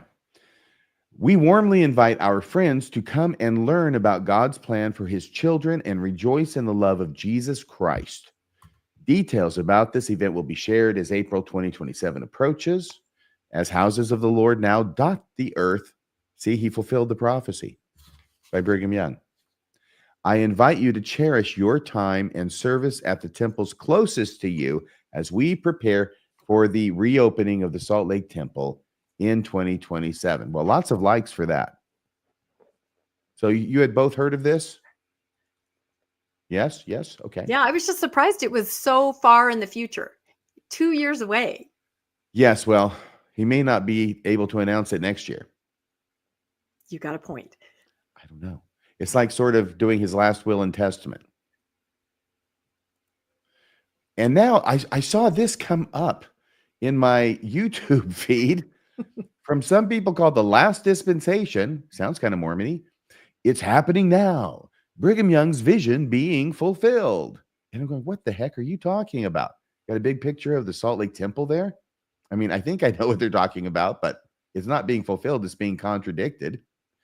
And then I saw also, in the same vein, I believe, on Instagram, this from the Church News. To honor Brigham Young's October 1863 request that the Salt Lake Temple be, quote, built in a manner that it will endure through the millennium, comma, end of quote, a vital milestone on the temple's seismic upgrade has been achieved. Okay, hang on a second. Okay, because this is what I was making fun of for years now. Making fun of, it's just Brigham Young famously said he wanted this temple, the Salt Lake Temple, to last through the millennium. And it was the whole deal with the sandstone and the foundations. And he says, no, it's not going to work. We got to do the granite. We bring the granite in. It's very difficult. But I want it to last through the millennium. That's why we have the granite foundations, right? That's the whole story. And so I would make fun of this renovation saying, well, I guess the millennium's over, right?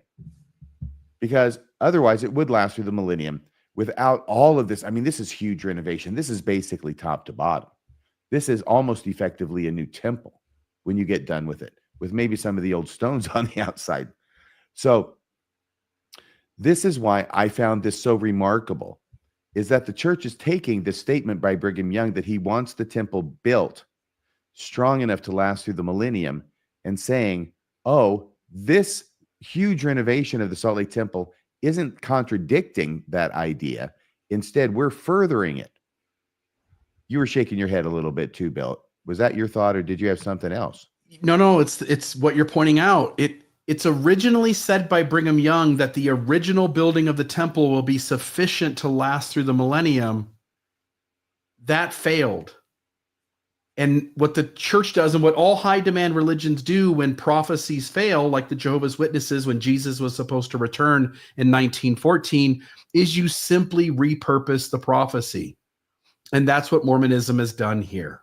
And we can see it in real time. And it just, it's wonderful to be able to see things happen in real time instead of just reading about them in the history books. We're actually living through second century Christianity. Now, I also wanted to find that dang quote, okay? So I went and got mine, volume 11 of the Journal of Discourses, because I found the citation, right? Had to go to the end of that book and find this particular sermon by President Brigham Young. It's 1867, okay? Building the temple.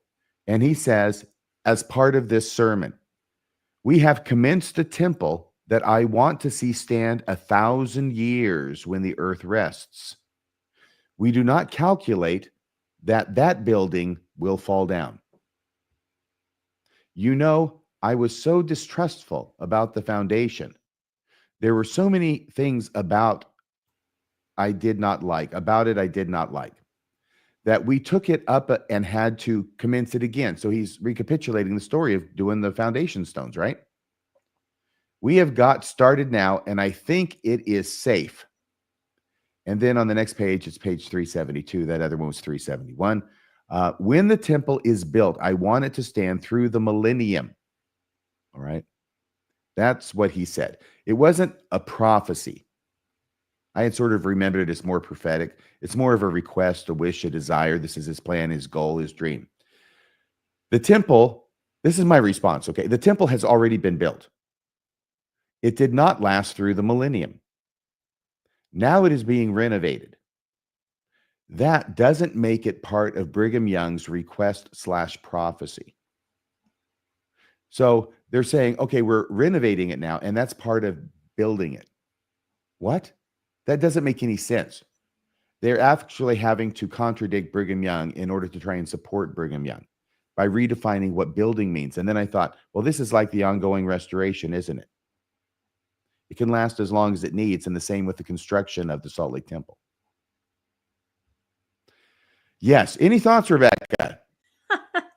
You know, I have a funny story about the foundation. So it seems like every time I go to Temple Square, some cute little older missionary comes up and talks to me. I don't know if I just look really innocent or I don't look like I have a podcast. I don't know what it is. It's because you don't look really innocent. Oh, well, there you go. Anyway, so I think Lana was even with me, my co-host, and some other people in the group, and we were looking over the giant hole, right, where the temple is and everything they were doing. And this cute little, much older, like 80s, not older by apostle or general or prophet standards, but older. That would be young for the apostles. He came up to me, he was just telling me some things that were happening. He goes, it's the darndest thing. Do you know what we found out? And of course, I'm like, what? And he goes, the story about Brigham Young and the granite and redoing it. And he goes, gosh darn it, if we didn't get down there and it's still sandstone. Who would have thought? So this is what he said. I have no idea if only part of it was sandstone or there was some granite, but he just thought that was such a great joke that, Brigham Young had talked about the granite and redoing it and going to great lengths. And yet when they dug down, it was sandstone. I don't know. I'll tell you, I cannot think of a flimsier source than a body missionary accosting you on Temple Square. But maybe not. But on the other hand, how much of an over is it? Like it's years that this whole project is over. It's not going to be open till 2027. Yeah. It was supposed to be done. It's later on in the article, but it's already supposed to be done, I believe. So there are costs overrun, there are time overrun in the years. And that makes one think, okay, so something big was discovered that needed to be fixed, and that fixed had to be big. I don't know. Somebody's just noting here, the foolish man built his house upon the sand. Upon the sandstone, absolutely. Well, and another theory, of course, is just place to put money, more and more money, with everything coming out. And I'll tell you what else this older gentleman told me. He goes, we just got out of a meeting this morning. It was called really fast, kind of a secret meeting. Want to hear what they told us? And I'm like, yes, I'm not kidding. You can't make this up. How many times this happens to me? He goes, there's a big project that's going to happen. And he pointed, over by the temple. He goes, it's going to cost $500 million. It's a big project. It's a secret. And I couldn't get anything else out of him. But yeah, that was interesting. I kind of think it might be just, all the renovations, maybe those leaked plans for Mount of the Lord. But I will say that I've gone back to Temple Square many times after that, and they don't seem to have those senior people out there by the pit. I don't know why. Oh, because that guy, he screwed the pooch for everybody, right? I feel so now no elderly missionaries out there to leak things. Yeah. I don't understand, Rebecca. What is this power that you have over dotty old men? Just look really sweet, I guess. And they have no idea that I would the next day get on a podcast and go, oh my gosh, I'll never guess what I learned, right? It's terrible. I'm a horrible person. You're like Mata Hari. A mix between Mata Hari and Nancy Drew. That's it. Oh, are we still back on my story? I'm sorry. Yeah, yes, we are. Back to it. Okay, so continuing. Back to the mines. This made me think, okay, so what other prophecy of Brigham Young that did not come true, but was then rewritten to make it fulfilled, does this remind me of? And it occurred to me, oh yes, right, blacks getting the priesthood. Because what Brigham Young said is on the bottom, actually. This is from Missed in Sunday School, which is why priesthood is appears to be misspelled. The Lord told Cain, this is the bottom one. This is originally what Brigham Young said as reported in 1852. The Lord told Cain that he should not receive the blessings of the priesthood, nor his seed, until the last of the posterity of Abel had received the priesthood, until the redemption of the earth. So regardless of how you spell it, what he's saying is, Black people are not going to get the priesthood until the last white person has received it. Okay, until the redemption of the earth, which has to do with second comings. 1978, revelation received. Black people can get the priesthood. Black men can get the priesthood, and Black people can go to the temple now. Okay, that's too early. It conflicts with Brigham Young's prophecy, and this is not really a wish. No, this is a prophecy that he's speaking here. As the prophet of the church, this is how that prophecy, which did not come to pass verifiably because of the lifting of the ban in 1978, this is how the church has now reframed what Brigham Young said by quoting it judiciously as follows. President Young said that at some future day, Black church members would, quote, have all the privilege and more, unquote, enjoyed by other members. This is how you take a false prophecy and make it a fulfilled one. This is amazing. Mm-hmm. Because you didn't even have to lie in order to deceive. That's the beauty of it. So when you say at some future day, yeah, he said at some future day. The problem is he was a little bit more specific about what that future day would look like and what would have to happen before that future day came. And the things that he said had to happen before that future day came didn't come in 1978. These are the people who are writing the essays and approving the essays, and that means the apostles, who are trying to teach you the truth about church history and being as transparent as they know how to be.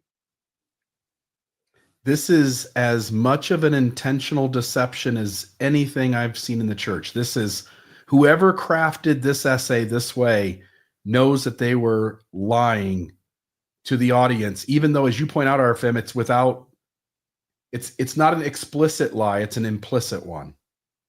Oh, right. Well, this is even worse than a lie. This is worse than a lie. Because when you have to cloak your language so carefully and so lawyerly, if I might say so, in order to conceal the fact that you are lying, that takes a lot more work than just to say a lie. This is an intentional deception. Oh, yeah. There's no question. It obviously is. There's no argument on the other side that I think would convince a toadstool otherwise. Going on, there was a bit of an article that I wanted to visit here from, I think it was ABC in Salt Lake City, about this story. It was by Derek Fox. It came out on last Friday, Valentine's Day as well. It says, for several years now, the Salt Lake Temple of the Church of Jesus Christ of Latter-day Saints has been undergoing renovations. Once the renovations are complete, the Salt Lake City landmark will be open to tours. The tours will run for 6 months, from April to October 2027. I think that might be ill-advised because I know that usually temple open houses happen for 2 weeks and then they shut it down, and then they, start doing the rituals. But 6 months, I get that this is the Salt Lake City Temple, and I get that a lot of time and a lot of money and a lot of work has gone into this renovation. I'm just concerned that 6 months may exceed the interest involved. Do you have anything you wanted to say about that, Rebecca? I feel that it's conference to conference. Don't you think that they'll do some big opening and then some big closing, right? Mm-hmm. And my thought is, being more consumed with temple building than this in the different towns, is that some of the arguments they always make in all the towns is, we've got to get this built right away. We've got to open it for ordinances. It's so important that our people go inside. They've got to be able to worship. They must attend the temple. They've got to go in. Well, here's a temple that's no one can go in and do those important ordinances for 6 months. That's a really long time. And it makes you wonder why the priority here seems to be a billboard, maybe getting people to come in. And in other places, they're using it as, we've got to get it built. It's imperative that we get inside and start doing ordinances right away. That's right. That's right. We don't even have time to compromise on the height of the steeple. not at all. We've got to get it through no matter what it takes. So I thought that was interesting. And then also talking about timeframes, I to kind of go back to what I said before, just the idea that President Nelson would announce something so far in the future to have his name associated with it. I mean, because 2 years from now in 2027, maybe he will be with us, maybe he won't. Even if he's not, they'll still be saying, as President Nelson announced. Remember how he announced. His name will live on in 2027. And remember the twinkle in his eye when he announced it. That's right. Nothing quite as memorable as a twinkle in the eye in Mormon history. However, yeah, and that's going to be a wonderful thing, but 6 months, wow. I hope at least the opening involves pigeons, the release of pigeons, mini pigeons. Yes. So the tours will run for 6 months. Church President Russell M. Nelson invited people from around the world to come to Salt Lake City and take the tour. It's going to be that good. We warmly invite our friends to come and learn about God's plan for his children and rejoice in the love of Jesus Christ. That'll have them packing in from Pakistan. Nelson said in a statement, details about this event will be shared as April 2027 approaches. Construction on the temple began in February 1853, took 40 years to complete. We already mentioned that. A process described as being slow and difficult. Yeah. Now, here is the interesting part to me. The Salt Lake Temple underwent its first major renovation in the 1960s. This isn't even the first renovation. Nearly 100 years after its completion, that was the first one. This renovation, I think it means the one from the 1960s. That renovation added modern technologies to the building, such as mechanical and air conditioning systems. And then I realized this is where all those faith-promoting rumors come from. And anyway, it ends there. Yeah. First off, they're not even the first renovations.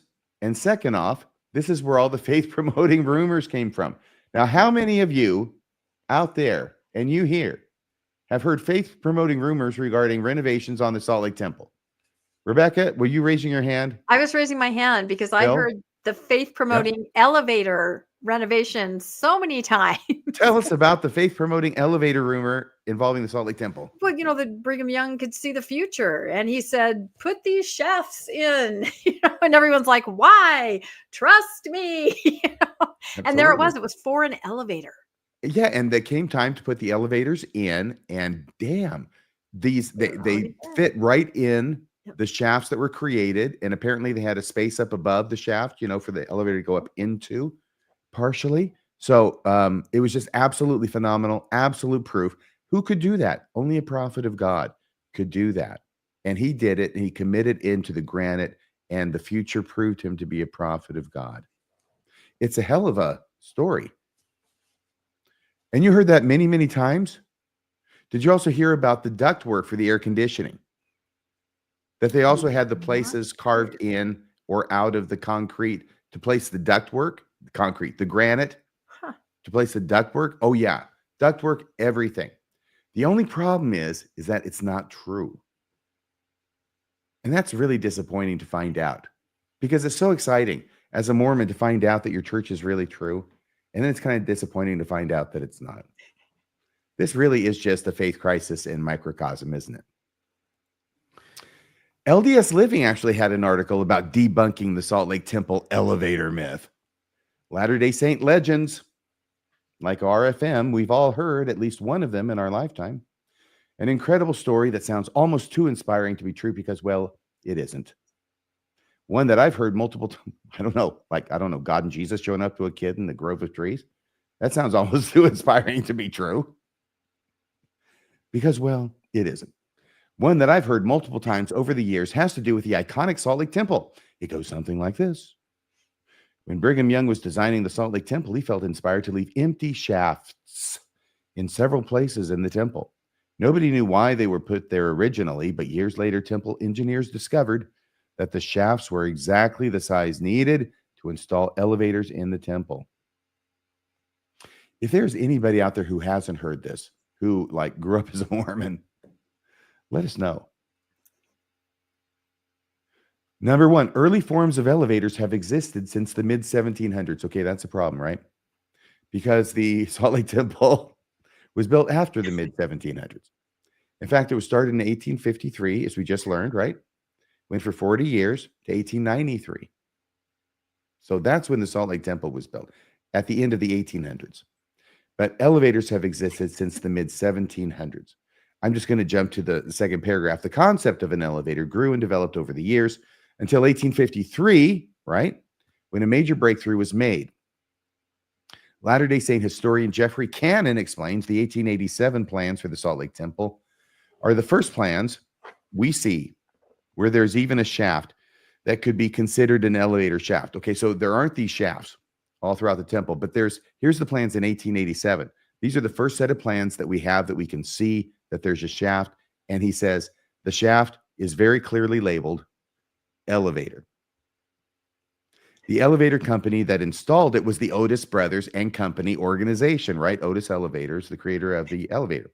And they were founded in 1853, which coincidentally is the first year. It's the year that the groundbreaking was for the Salt Lake Temple, right?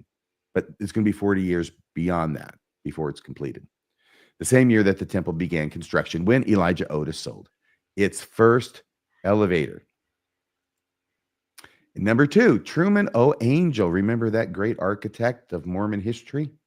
He visited and studied designs in Europe while working on plans for the Salt Lake Temple. If elevators in some form did in fact exist while the Salt Lake Temple was being constructed, which they did, it makes sense that the temple architects would have known about them, which they did. An article on byu.edu reminds us about how well-informed temple architect Truman O. Angel was. Quote, Angel Sr., however, certainly would have learned about elevators, which were just coming into use at the time of his 1856 visit to Europe. By the early 1860s, electricity was already being used in Utah for the Deseret telegraph system. Hence, most of the temple's interior was designed and built long after these technologies emerged, i.e. elevators and electricity. Elevators were still a relatively new idea, which is the hallmark that this is in LDS living, right? Because they got to put the sop in there. Elevators were still a relatively new idea, but they were not unheard of. And then finally, though the Salt Lake Temple was started first of all the temples out west, it was the last of the pioneer temples to be finished. This meant that as time wore on and more knowledge was gained about temples and temple worship, as well as modern technologies, adjustments could be made to the interior design. Okay, the main thing is this, is that the outside, the exterior is what took all the time to build, and the foundations, right? And the exterior, but the interior, I mean, the story was, it was the last year of its construction where the interior was completely done from top to bottom. But they say here several years. So maybe that's a faith promoting story as well about it being 1 year is all that it took for the entire interiors to be done in the Salt Lake Temple. After Truman Angel Sr. passed away in 1887, which is still before the dedication, Joseph Don Carlos Young, Don Carlos, you remember that name, Bill? Became the church architect. It was his plans that appear to be the accepted set of plans used to finish the temple. It is evident, therefore, that most of the work on the temple's interior must have been accomplished during only these last few years of construction. So, It was, just FYI, it was actually Don Carlos's wife that Joseph Smith was more concerned with. oh, okay, right. Anyway, the whole thing is this, is that it's just really sad because when you join the church and you hear these, look, they're faith promoting history. These are truths. We're not hearing them as rumors when they increase our faith. That's what we say about them after we've realized that it was not true and we were kind of taken. But no, there's no truth to this rumor about the Salt Lake Temple and how it was designed and built in such a way as to predict and make room for technologies that had not yet been invented. All right. Now, here's the thing, Rebecca. We got a little video here. It's a short from YouTube. It's under Mormonish. Did you want to introduce it? First, I have to apologize for laughing while you were talking. Somebody in the chat said the entire foundation of my testimony is built on the elevator story. And that just struck me as really funny because there are probably people out there where that is true. So, no, I thought that was great. Well, my thought about the temple and the open house is that it's not just the temple, right? It's the grounds, it's everything.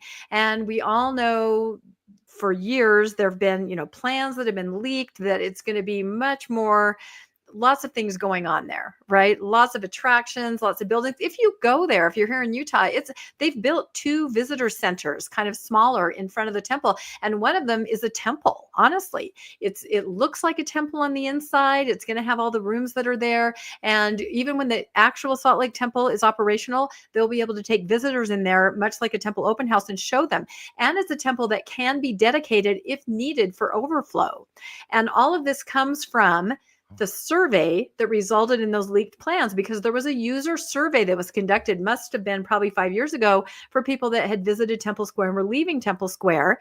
Take a survey, and it was really revealing. A lot of people said they were super confused. They had no idea, even having toured it, what happened there. They had no idea what really went on. Women and minorities said they did not feel exactly comfortable on Temple Square. That was one of the findings in the survey. So these leaked plans, whether they're true or not, whether they are the $500,000 million project that the older missionary was talking about, I don't know. But the plans seem to take the survey into consideration when they said it's going to be renamed the Mountain of the Lord. There's going to be, things that are more inclusive, more ways to show people what are going on. There's going to be a people mover. It talked about different attractions. So there was also a huge section on how to keep people out: berms, gates, barriers, fences. That was kind of interesting. Yeah. But again, we don't know if those plans are real or not. But A moat would look good around the Salt Lake Temple. I think a moat would look good, but I Maybe feel we'll like draw a it's bridge not out front. exactly. It's not just the temple. I think it's going to be this whole change on Temple Square. And if you've been there recently, there are a lot of changes. And I think it's in preparation for the Olympics, where even more visitors from all over the world will be here. So I've kind of been floating that theory around in my head. I once made a post, what kind of Disneyland-like attractions would you find on Temple Square? People came up with the most clever. I mean, it was hilarious. I was making a joke. So again, people tell me things that are really weird that they would tell me. I was out with friends out of state. Somebody happened to mention that they had a friend whose child worked at Disneyland. And did you know that they hosted the Apostles just a little while ago at Disneyland? And again, I went, what? Just very subtly. And I kind of got the scoop on that. So I have a short on Mormonish that kind of talks about what I was told by someone who's a guide at Disneyland for the VIP tours.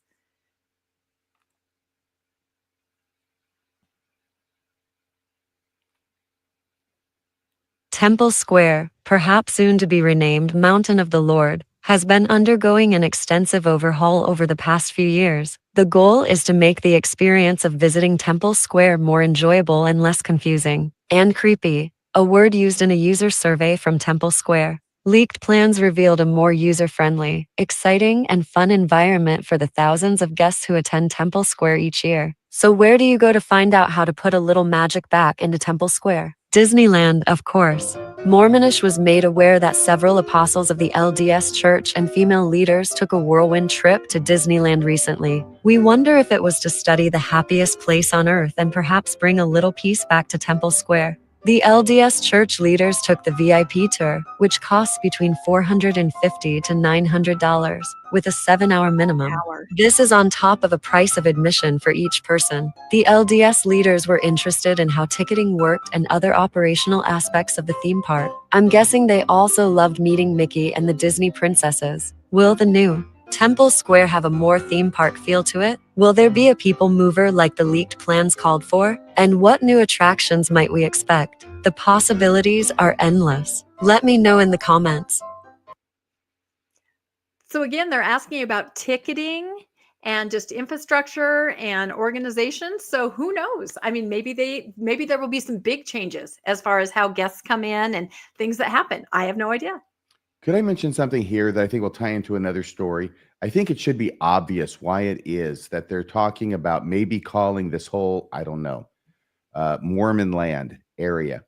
What was it? What was it they're going to call it? Mountain of the Lord. Thank you, Mountain of Because the Lord. Brigham Young had made that statement before, and they said in the leaked plans they wanted to have more of a center of Christianity feel, much like the Vatican, Mountain of the Lord.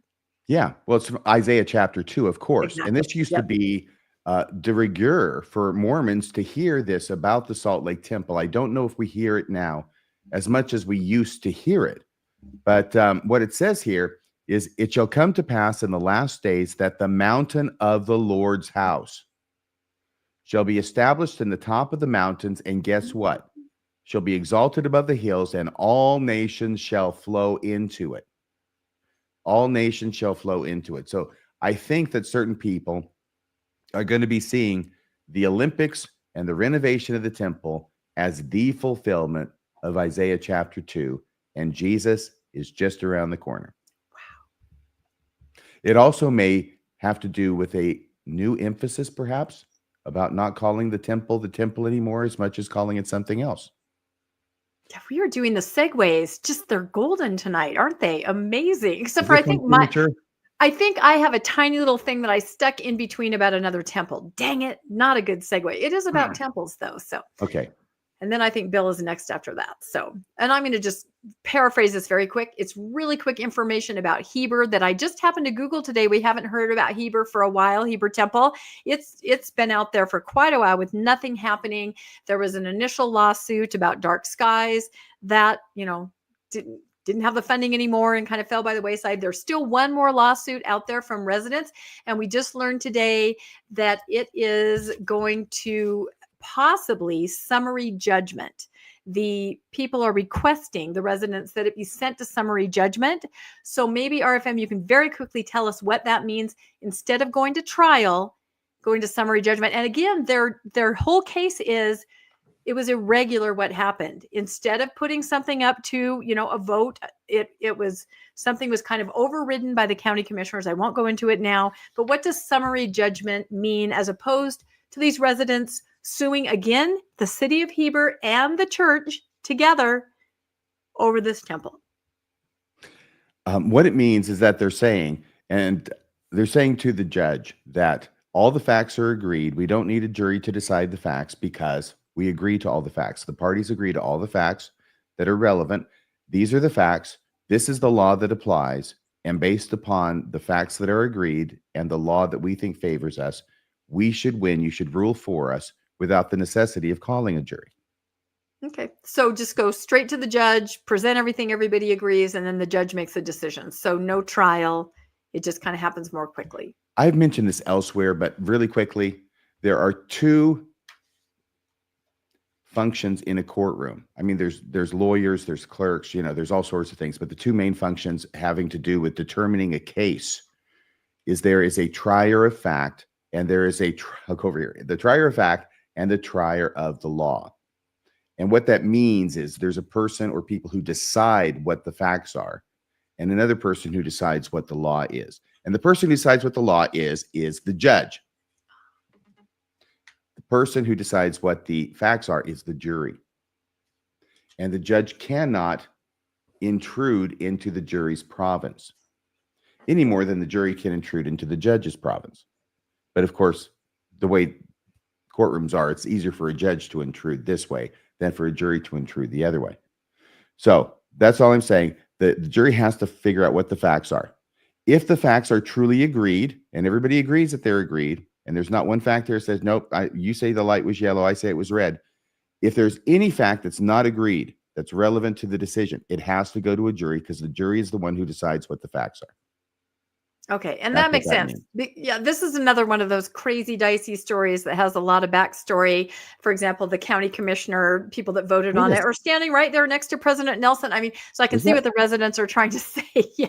Again, go to the Mormonish playlist. So, but we'll keep you updated on Heber because we haven't seen anything forever. There's the open field. I was out there last summer, just weeds. There's nothing there, nothing happening. And a summary judgment would be interesting because that would mean, one way or the other, something would be decided, and it's been sitting there in limbo. What were you going to say? Who was moving for summary judgment? The people, the residents who are suing the town for not doing the right thing, same thing as Cody, the town is now joined by the LDS Church. So it could be a scenario where the residents are like, oh, this trial with the church in its deep pockets is not going to go well. It could be something like that. Or it could be that they're pretty confident that any judge that looks at the facts of the case are going to say, yeah, there were some irregularities again about what happened. So, Okay. Well, interesting. summary judgments are frequently sought and much more infrequently granted. Oh, interesting. And so if it's not granted, they'll just have to continue with the trial Oh, yes. or pull back their case and not even go through with it at all. Yeah, because quite often, I would say the majority of times, the facts between the parties are not agreed, and that's what the lawsuit's about. Ah, there you Not go. always, though. Yeah. Anyway, interesting. I'm telling you, all these temples, it's pretty fascinating. And I will say very quickly, the Todd Stowell, back to him, it was all in 2024. I'm sorry, I flustered on those dates. So many dates. All Is happened. this picture? Who took that picture? It looks like it's taken from a graveyard. Do you know what it is? The church actually put out renderings, and all these pictures I have here are of, an imaginary, there it is to scale, what it would look like in the beautiful, pristine landscape to have this gorgeous. Now, this is 210 feet tall. Okay. This is massive. In fact, it's in the flight plan of the airport. They have to put, on Moroni. Yeah, this is quite the story, Heber. But again, it's been quiet for like a year. So we'll see what happens. Because we promote ourselves as a newscast, Rebecca, I do have to ask you about that short. Were all those images AI generated that you had? Obviously. Nobody has any pictures. I just told it to make. I don't know. Some of They them look real. they're looking so good. Did it? They look real. Well, I told him to make Mormons in suits and dresses at Disneyland. I love how that's what he Goofy came up was. I love how Goofy was wearing his Sunday best too. Yeah, he had a suit too. Right, and that's so- when I first thought this has got to be AI. But then I thought for the money they're paying, Yeah, well, Goofy can wear something a little more formal. yeah. If anybody caught any pictures of the apostles and the female leaders that were there at Disneyland, it probably would have been. Well, let's see. Yeah, it probably would have been over the summer sometime. But yeah, I don't know. All right, let's move on to Bill's slides. Here we go. That Bill's was an expensive corporate vacation. I love it. Something. So there are a couple of small stories that are going on that I think it's useful to sort of tie them together with this idea. So costly signaling in Mormonism, and I'll just read this and then we'll go through a few small stories. Costly signaling theory suggests that people engage in behaviors that require significant sacrifice, time, money, effort to demonstrate commitment, loyalty, or status in a group.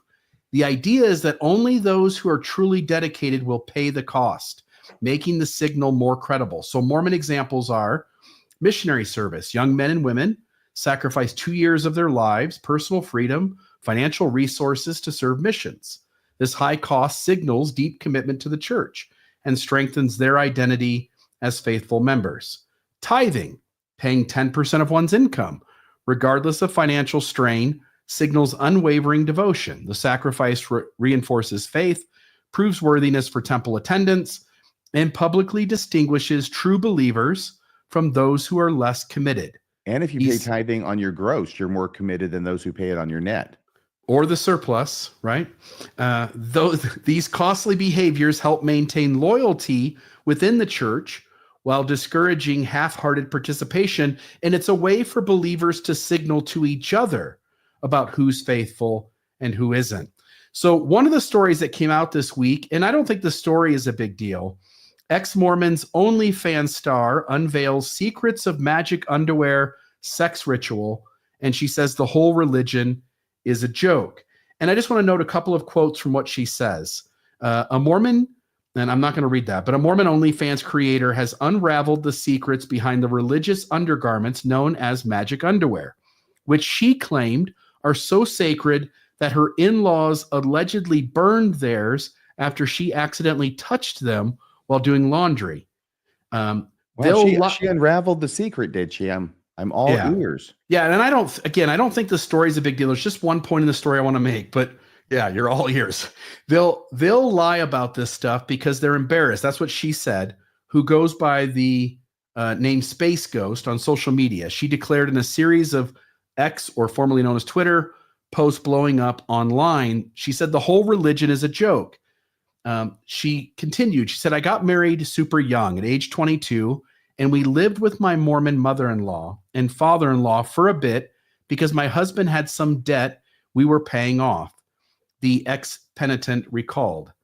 I accidentally touched his dad's magic underwear doing laundry, and his mom cut the runes out of it and burned them in the backyard. Now, we as former Latter-day Saints or Latter-day Saints recognize that we were all instructed that when the garment needed to be disposed of, that we were to cut the symbols out, burn them, and then dispose of the rest of the cloth, because the rest of the cloth at that point was no longer anything sacred, and you could dispose of that. However, people would sometimes cut them up into pieces, or I know some people would go to different lengths and they would use them as sort of rags and stuff. But once the symbols were cut out, they were no longer sacred underwear, and those symbols were generally burned.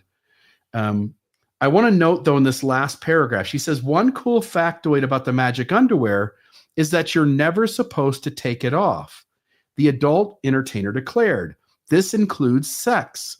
You're supposed to have sex with the underwear on at all times. This has been disputed by members of the church who noted that this religious undergarb is generally removed during hanky-panky, bathing, and certain sports. Now, I agree, and I think you two both would agree as well, that a reasonable, rational Latter-day Saint would take their garments off to have intimate relations with their partner.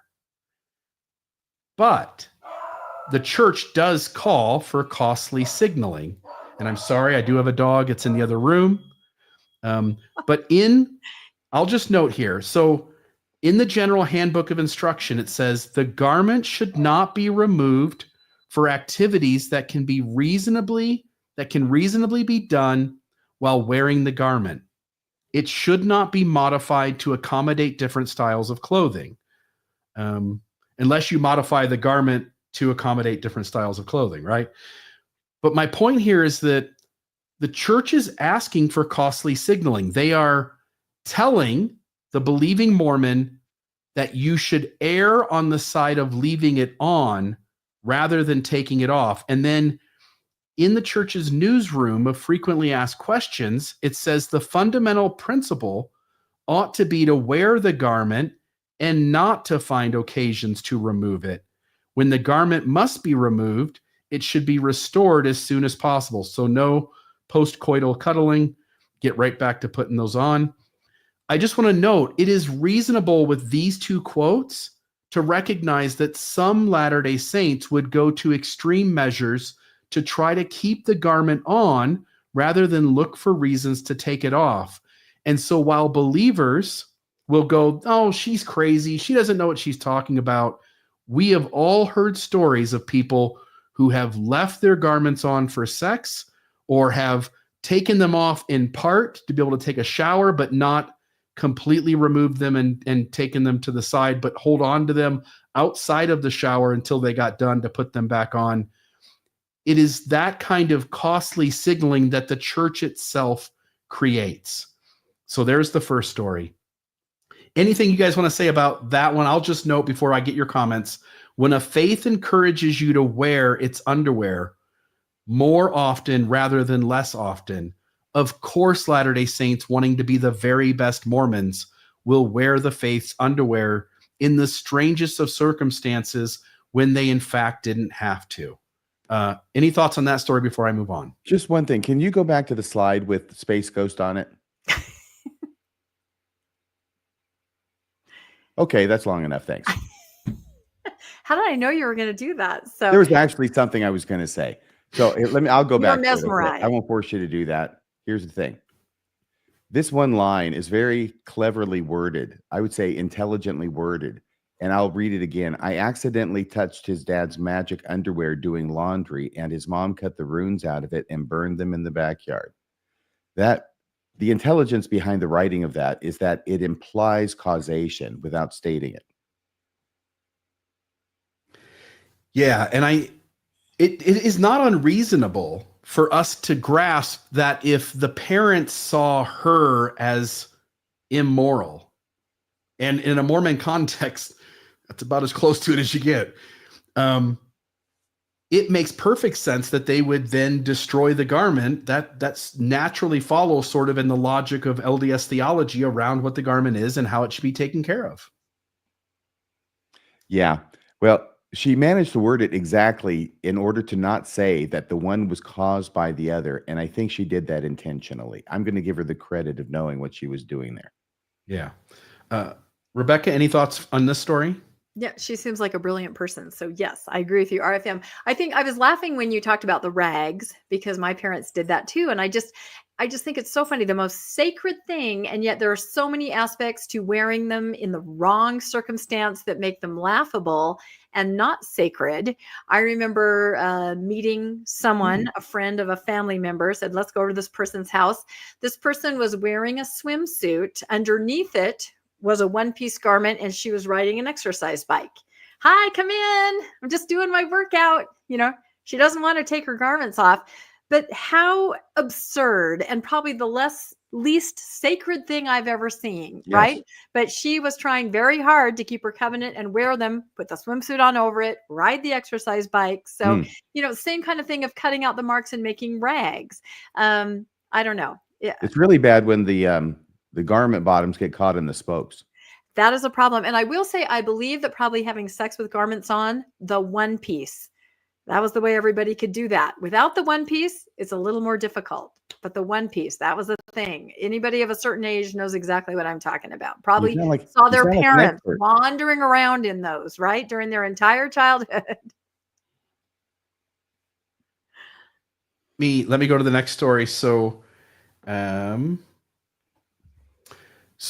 Mormon Land, Salt Lake Tribune had an article, Are Latter-day Saints who back deportation of immigrants right or wrong in the gospel's eyes? And I'll just note that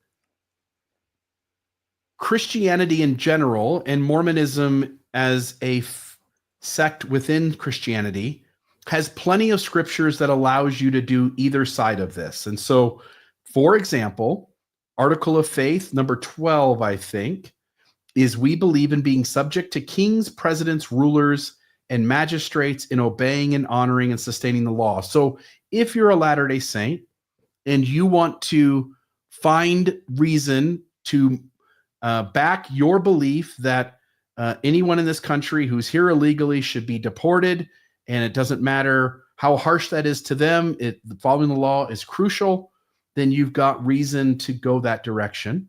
And at the same time, you've got things like Matthew 25, 35 through 40. I was hungry and you gave me something to eat. I was thirsty and you gave me something to drink. I was a stranger and you trusted me. And you invited me in. I needed clothes and you clothed me. I was sick and you looked after me. I was in prison and you came to visit me. Whatever you did for one of the least of mine, you did for me. And so there are plenty of scriptures to justify that as well. We all know the story of the Good Samaritan. Can I make a parenthetical comment here? Please. Every time I've invited a stranger in, it hasn't ended well. Yeah. I'm just talking my personal experience. I don't want to go into details now. I got it. Yeah, I won't ask you to tell us those stories. Those will be saved probably for an episode of Mormonism After Dark. Those are when you ask yourself the question, why did I do what Jesus would do? Yeah. And I'll just note, in terms of signaling, either side can justify their actions and their beliefs, and maybe it's a difference of values rather than one being Christian and the other one not, or one being Mormon and the other one not. I'll just note that there. Now, here's the third story. Oh, go ahead, RFM. Oh, I'm sorry. I'm getting that ready for you. I just saw that you put it up there. Yeah. This is the third story. I want to play this, and then I want to go back to slide 28 and notice something, by the way. So RFM, if you have the ability, if you'll click there, the view. I'm doing it. Yep. And let's hope the sound's there and it plays. As often as you can, refer to the house of the Lord instead of templo. There's nothing wrong with the word templo. It's just better to talk about the house of the Lord because it focuses on him. I want to play it again because look at this confused expression on this poor member who's looking at him and saying, what are you talking? Why? What? Look at that look. It's incredible. Yeah, he says templo is bueno, but even more bueno is the house of the Lordo. As often as you can, refer to the house of the Lord instead of templo. There's nothing wrong with the word templo. It's just better to talk about the house of the Lord because it focuses on him. And why is it the Bednar's always doing these crackpot ideas and floating them in South America? Remember, isn't that where he did the whole thing? There are no homosexuals in the church. Isn't that where he did? There's a moral agency means you got to do what we tell you to do. That was Spanish speaking as well. Yeah. Yeah. And now he's saying, hey, templo's great. You can say temple, but we want you to start saying the house of the Lord. Yeah. I just want to note, by the way, did you notice that Russell Nelson used the word temple twice and house of the Lord only once? So President Nelson didn't get the memo, apparently. He didn't get the templo memo. Yeah. So there's that. And then it's going to take 2 seconds here to get back to where we were. Okay. Well, it'll certainly be worth the time involved. I know. I feel like when Elder Bednar is the prophet, we'll have some kind of talk that says temple I'll put that one up. is a victory for Satan, right? I mean, they always kind of throw the past prophet under the bus. I think we're going to have a brief time period called the Bednar time period when we're actually going to revert to worshiping lizards. I'll just note with this story, by instructing Latter-day Saints to say house of the Lord instead of temple, or Church of Jesus Christ of Latter-day Saints instead of Mormon, the church is utilizing costly signaling. This differentiates between the believer and the non-believer, as believers will use the more costly insider language. It's more syllables, it's more words, it takes longer to get the idea across, it can be more confusing. This differentiates between the believer and non-believer, as believers will use the more costly insider language. It also is a subtle way for believers to display that they are more righteous. Yes. I'm the one who says house of the Lord. You're the one who says temple. Mm-hmm. And it can also have another effect in creating distance between terms that the church doesn't want its members searching for. Over the last 6 months to a year, we've been having this deep discussion about temples and lawsuits. And it would seem to me the church would not like its members to be Googling the search term temples, just in the same way that the church doesn't want its members Googling the search term Mormon. I just realized that another name change is in order for the formerly known Tabernacle Choir. Now it's got to be the choir at House of the Lord Square. We can't keep up. That's all I can say. And that's by design. I think you're right. Yeah.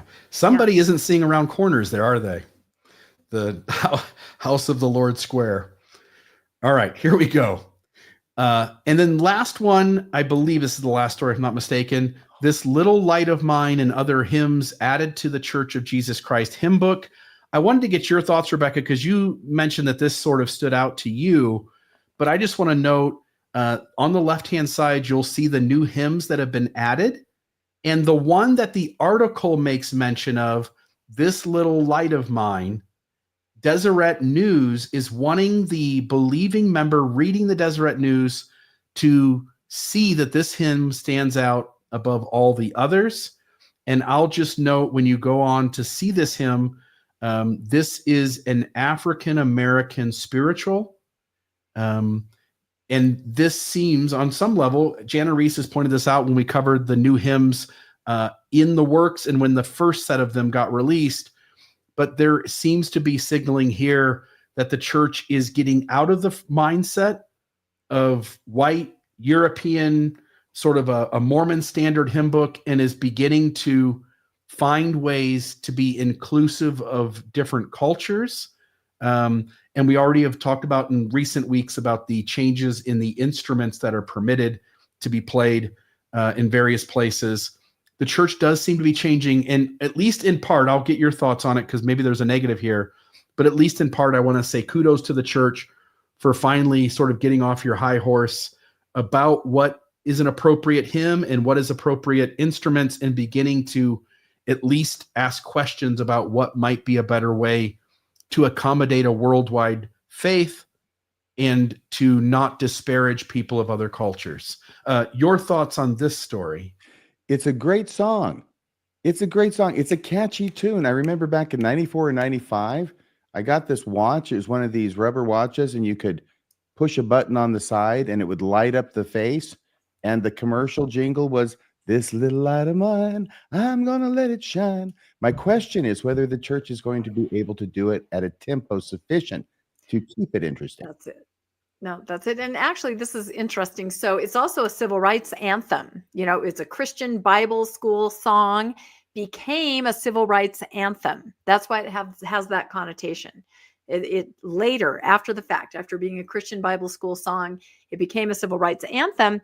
And I was very curious about it too, because it has to be sung at a, really, really upbeat tempo. When you look at it, you can click on it to hear it sung and performed on the church's website. I was so curious. It's a children's song. You know how the new hymn book has adult hymns and children? This is a children's song. And when you click on the button to hear it performed, it's a little kid. This little light of mine. It's the little kid's voice. I don't think they really mean for this to be sung in sacrament meeting. I would love to see them try, honestly, because every other song is sung at a dirge-like tempo, So we'll see. But I agree with you, Bill. They are trying to be more universal. Now, I know this song is routinely sung by choirs in the church, in a more secular space, kind of, I think maybe you're going to show a clip or I don't know if you're going to show it or not, where they perform it in the tabernacle. But I know the gospel choir that I sang with, which was an LDS gospel choir, we sang this all the time. And it was a huge showstopper, and you typically have somebody out front, almost like call and response, doing that first thing. And then everybody else joins in. So there's a lot to it. There's clapping. I just don't see how it can lend itself to sacrament meeting. I would go back to church if I knew there was one Sunday they were trying to sing it, because I would like to hear it.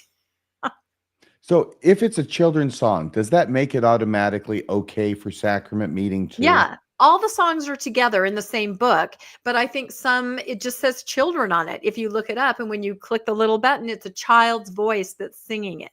So, but of course, grown-ups in sacrament meeting can sing any song. They're all consolidated into one book. Okay. There's not supposed to be any clapping in sacrament meeting, if I recall correctly. Oh, yeah. No, you're absolutely right. So yeah, it'll be really interesting. So anyway, look up that clip. It's circulating. The church actually put it out, and it's like a black gospel choir, and they are singing.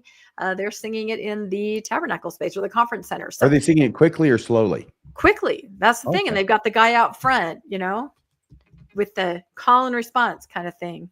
It's a great song. I'm like singing it in my head right now, trying to decide if I should grab the mic and just, no, I'm not going to do it. See if you can sing these words to that tune. Yeah, maybe I possibly could. Yeah. Okay. Very quickly as we end, there are just a few kind of humorous things that we'll just go over really fast. Something happened. Where are the effing Mormons? This is just a really funny story. A United Airlines passenger wound up restrained on board Sunday night's red-eye flight from San Francisco to Chicago.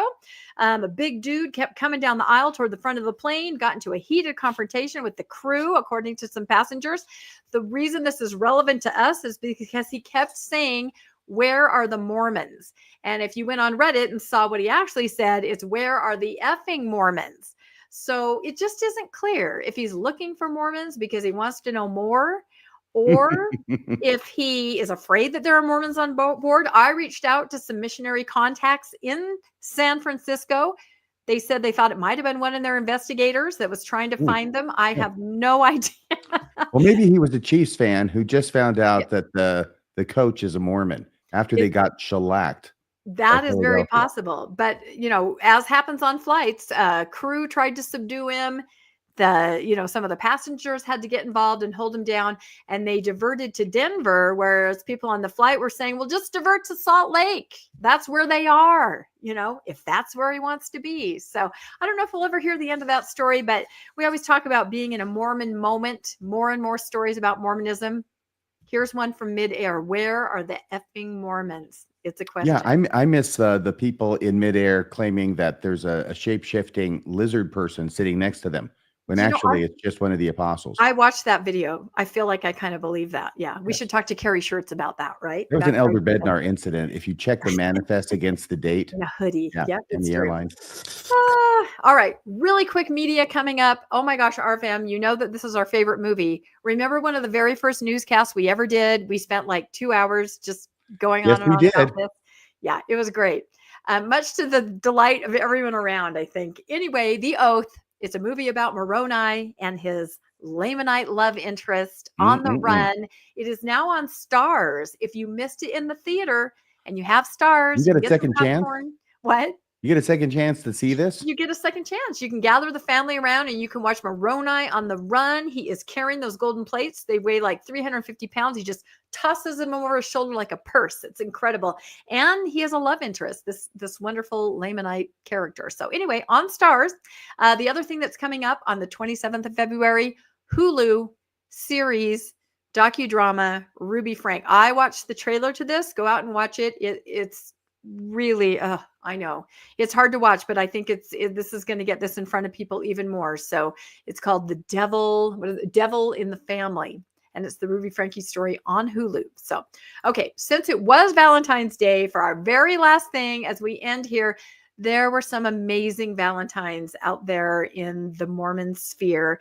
And I thought it would be really fun if we just read through these. We'll let Bill start. We'll go across from left to right. And let's just read what some of these Valentines, you want to be creative, right? You want to give Valentines that mean something. And so I just thought these were great. And RFM, you read next and then I'll read. So top left? Yeah, top By left. the way, it was go either straight between across. that title for the Ruby Frank miniseries, is either for that title or The Devil in Miss Frank. The Devil in Miss Frank. Yes. No, I don't think so. Okay, thank you. So, all right. Hey, Valentine. Oh, there's a Valentine. There's an angel with a flaming sword pictured on it. The logo is this. Hey, Valentine. An angel with a flaming sword said, "You're mine." I love it. That is so Mormon. That is a so total Mormon. These joke are all that Mormon. I think only Mormons would get. This is the Mormon Newscast. Of course, we're going to have Mormon Valentines. You want to read the one in the middle top, Bill? I have no wife whom I love so well that I would not put a javelin through her heart. Oh, and that's Brigham Young. That's I love that feeling sentiment. romantic too. That's the romantic version of Brigham Young. And then there's one where it has a very sultry looking picture of Joseph Smith. It says, "Roses are red, violets are blue. Marry me in secret, or an angel will kill me and your entire family will lose their salvation. Happy Valentine's Day, Joseph." That's very funny. I love it. I love the rhyme scheme. That reminds me of the rhyme I heard when I was a kid. Roses are red, violets are blue. If you think this poem is going to rhyme, you're wrong. I had not heard that. That's really good. All right. I did the one right below it because I thought that was so funny. The one right below it that I put on my Facebook page. Yeah, no, we're reading that one last because I cannot stop laughing about that one every day. All right. I have to do the Nephi one. Yes, you have to do that one, and then we'll get to the end. And we know this is Nephi said this because Tim Ballard's psychic says so. Nephi says, "I think we would make goodly parents." I like that. Yeah, that's nice. What about this one from Boyd K. Packer, Bill? I'm not Willy Wonka, but I'd love to show you my factory. Oh, gosh, some of these are a little questionable. Boyd won the golden ticket. Yeah, that was something. And then here's one with President Nelson. It says the correct term is celestial companion. When we say Valentine, God is offended. It's okay. It's not horrible. Did you come up with that one? No. Okay. I only made the one in the top left. And now RFM's going to read the one that I think is the best one. I would love to know who made this one because this one has still got me laughing days after Valentine's Day. Yeah, so it's got a picture of Joseph F. Smith on it. It says, "Trust me, you'll remember the F." Now, see, she's doing. Did you just spit all over your microphone? No, I snort laughed. I'm telling you, it's probably because I'm a primary pianist. And how many times have I sung that? Remember the F. That's the whole thing. It's in a song. If you don't know, it's in a primary song. It's in a primary song that the kids sing over and over to remember the presidents of the church in order it's put to music. And there are two Joseph F. Smith. Joseph Smith. We got Joseph Smith at the beginning, right? Then we get Joseph F. Smith. Then we'll get Joseph Fielding Smith. Remember the F.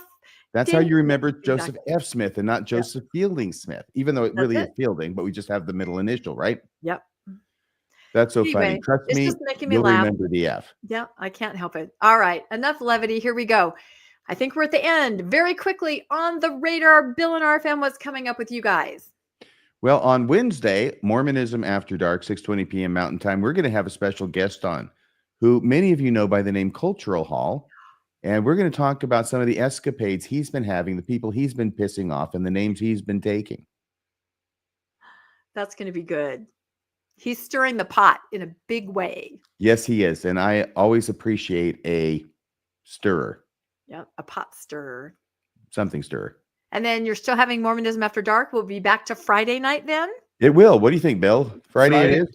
Friday, 8 p.m. Mountain Time. And if you missed last week's, which was held on Saturday, I think you should go back and watch it. RFM and I had a great time. There were lots of laughs, good conversation. The phone calls were interesting, and I think that it was a great show. So if you're not watching Mormonism After Dark, you're not taking advantage of all the opportunities you have in your week to laugh your rear end off. This is where all the cool kids hang out on Friday night. Yeah. It's very true. And you have the chance to call in or to even be on the show. That's what's really fun. Because there are so many hilarious people that watch all of our podcasts. I mean, if you follow any of the chats or read them afterward, these guys should be the ones on the air. There are so many creative and hilarious viewers and listeners that we have. So for heaven's sakes, go participate with Mormonism After Dark. It's amazing. And I want to point out that I didn't manage to offend anybody on Wednesday evening. So, baby steps down the street. You know what? There may be somebody crying into their pillow right now that you're not aware of. We don't know for sure. Tim Rathbone says I hope he's saying that's about me because that'd be funny. That's debatable. Okay, so Rebecca, what do you have coming up? Don't you have something special that's coming out on Saturday? You had mentioned it on Mormonism. I hope so. It's in its formative stages. It's still being forming, and I'm hoping it will come out. If I do, it's going to be great. It's going to be big. Okay. It's going to be huge. Yeah, because you were teasing it on Mormonism After Dark. Yeah. And I was like texting everyone, does anyone know what RFM is up to? Like I asked like 30 people. I have to keep tabs on it. I was talking to Bill about it privately before the show, and he came up with some ideas, which are good ideas, which may change how it's presented. So I'm just saying that it's a work in progress, but it's a great work. Well, it's going to be good. We will wait for sure. As far as what I'm up to, again, the Good Book Club, March 9th, Cultish. The more we're getting into this, it is absolutely incredible. The language of fanaticism. You have to look this up. It's really kind of mind-blowing, pretty incredible. So, and then on Mormonish tomorrow night, which is always at 6 p.m. on Tuesday, there have been a lot of posts and discussion recently about missionary mental health. There have been some very unfortunate incidences that have been posted recently about missionaries and some things that are happening. We found a mission nurse, a former mission nurse that would actually speak to us. And so we are talking to her about her time in the mission field, serving as a mission nurse and helping with the mental health needs of the missionaries. And it was heartbreaking in a lot of ways. It was really interesting to find out that there are so many people on the ground that are trying so hard to help with such limited resources. And it's so unconscionable to even say that when there are so many resources in the church. But the stories she told, as far as people being stretched so thin, but trying so hard in mental health and medical capacities, it's a must see. I think it was pretty incredible. It sounds fascinating. Did she distribute drugs to missionaries without a prescription? It's interesting because she was a licensed nurse and she did have that capability in the United States to do that. But this is one of the questions we asked her was about her hierarchy. Anything she would do, she had to defer to the hedge fund manager who was the mission president. Yes. Roger Clark. I'm just saying that to be facetious. The medical professional had to defer to someone who was not a medical professional in the treatment, had to check with the mission president or the mission president's wife, who I'm sure are lovely people. But was there ever a time when it conflicted? That's what we talked about, because if there was a conflict, guess who had the final say? It was not the medical professional. I'll be wanting to tune in for that tomorrow night. It was pretty fascinating. And I will tell everybody up front, she had to be, did not show her face or her real name, just for various reasons. But she was a mission nurse fairly, recently, and had a lot to say. So anyway, it'll be interesting. Sounds like we all have fun stuff coming up. I hope everybody tunes in. Hope everybody listens and watches. And thank you, everybody, for watching the Mormon Newscast. We have so much fun on this show, don't we? I love it. And you guys are all part of that. Thank you, Bill. Thank you, RFM. And we will catch you all next Monday, always at 6 p.m. Thanks. Susan Bednar here. That's a wrap for this week's edition of the Mormon Newscast. We appreciate you tuning in and sharing this time with us. Keep the conversation going and stay informed on all things Mormonism. Until next week, wishing you peace and joy. See you next Monday at 6 p.m. on the Mormon Newscast. And remember to never take me too seriously.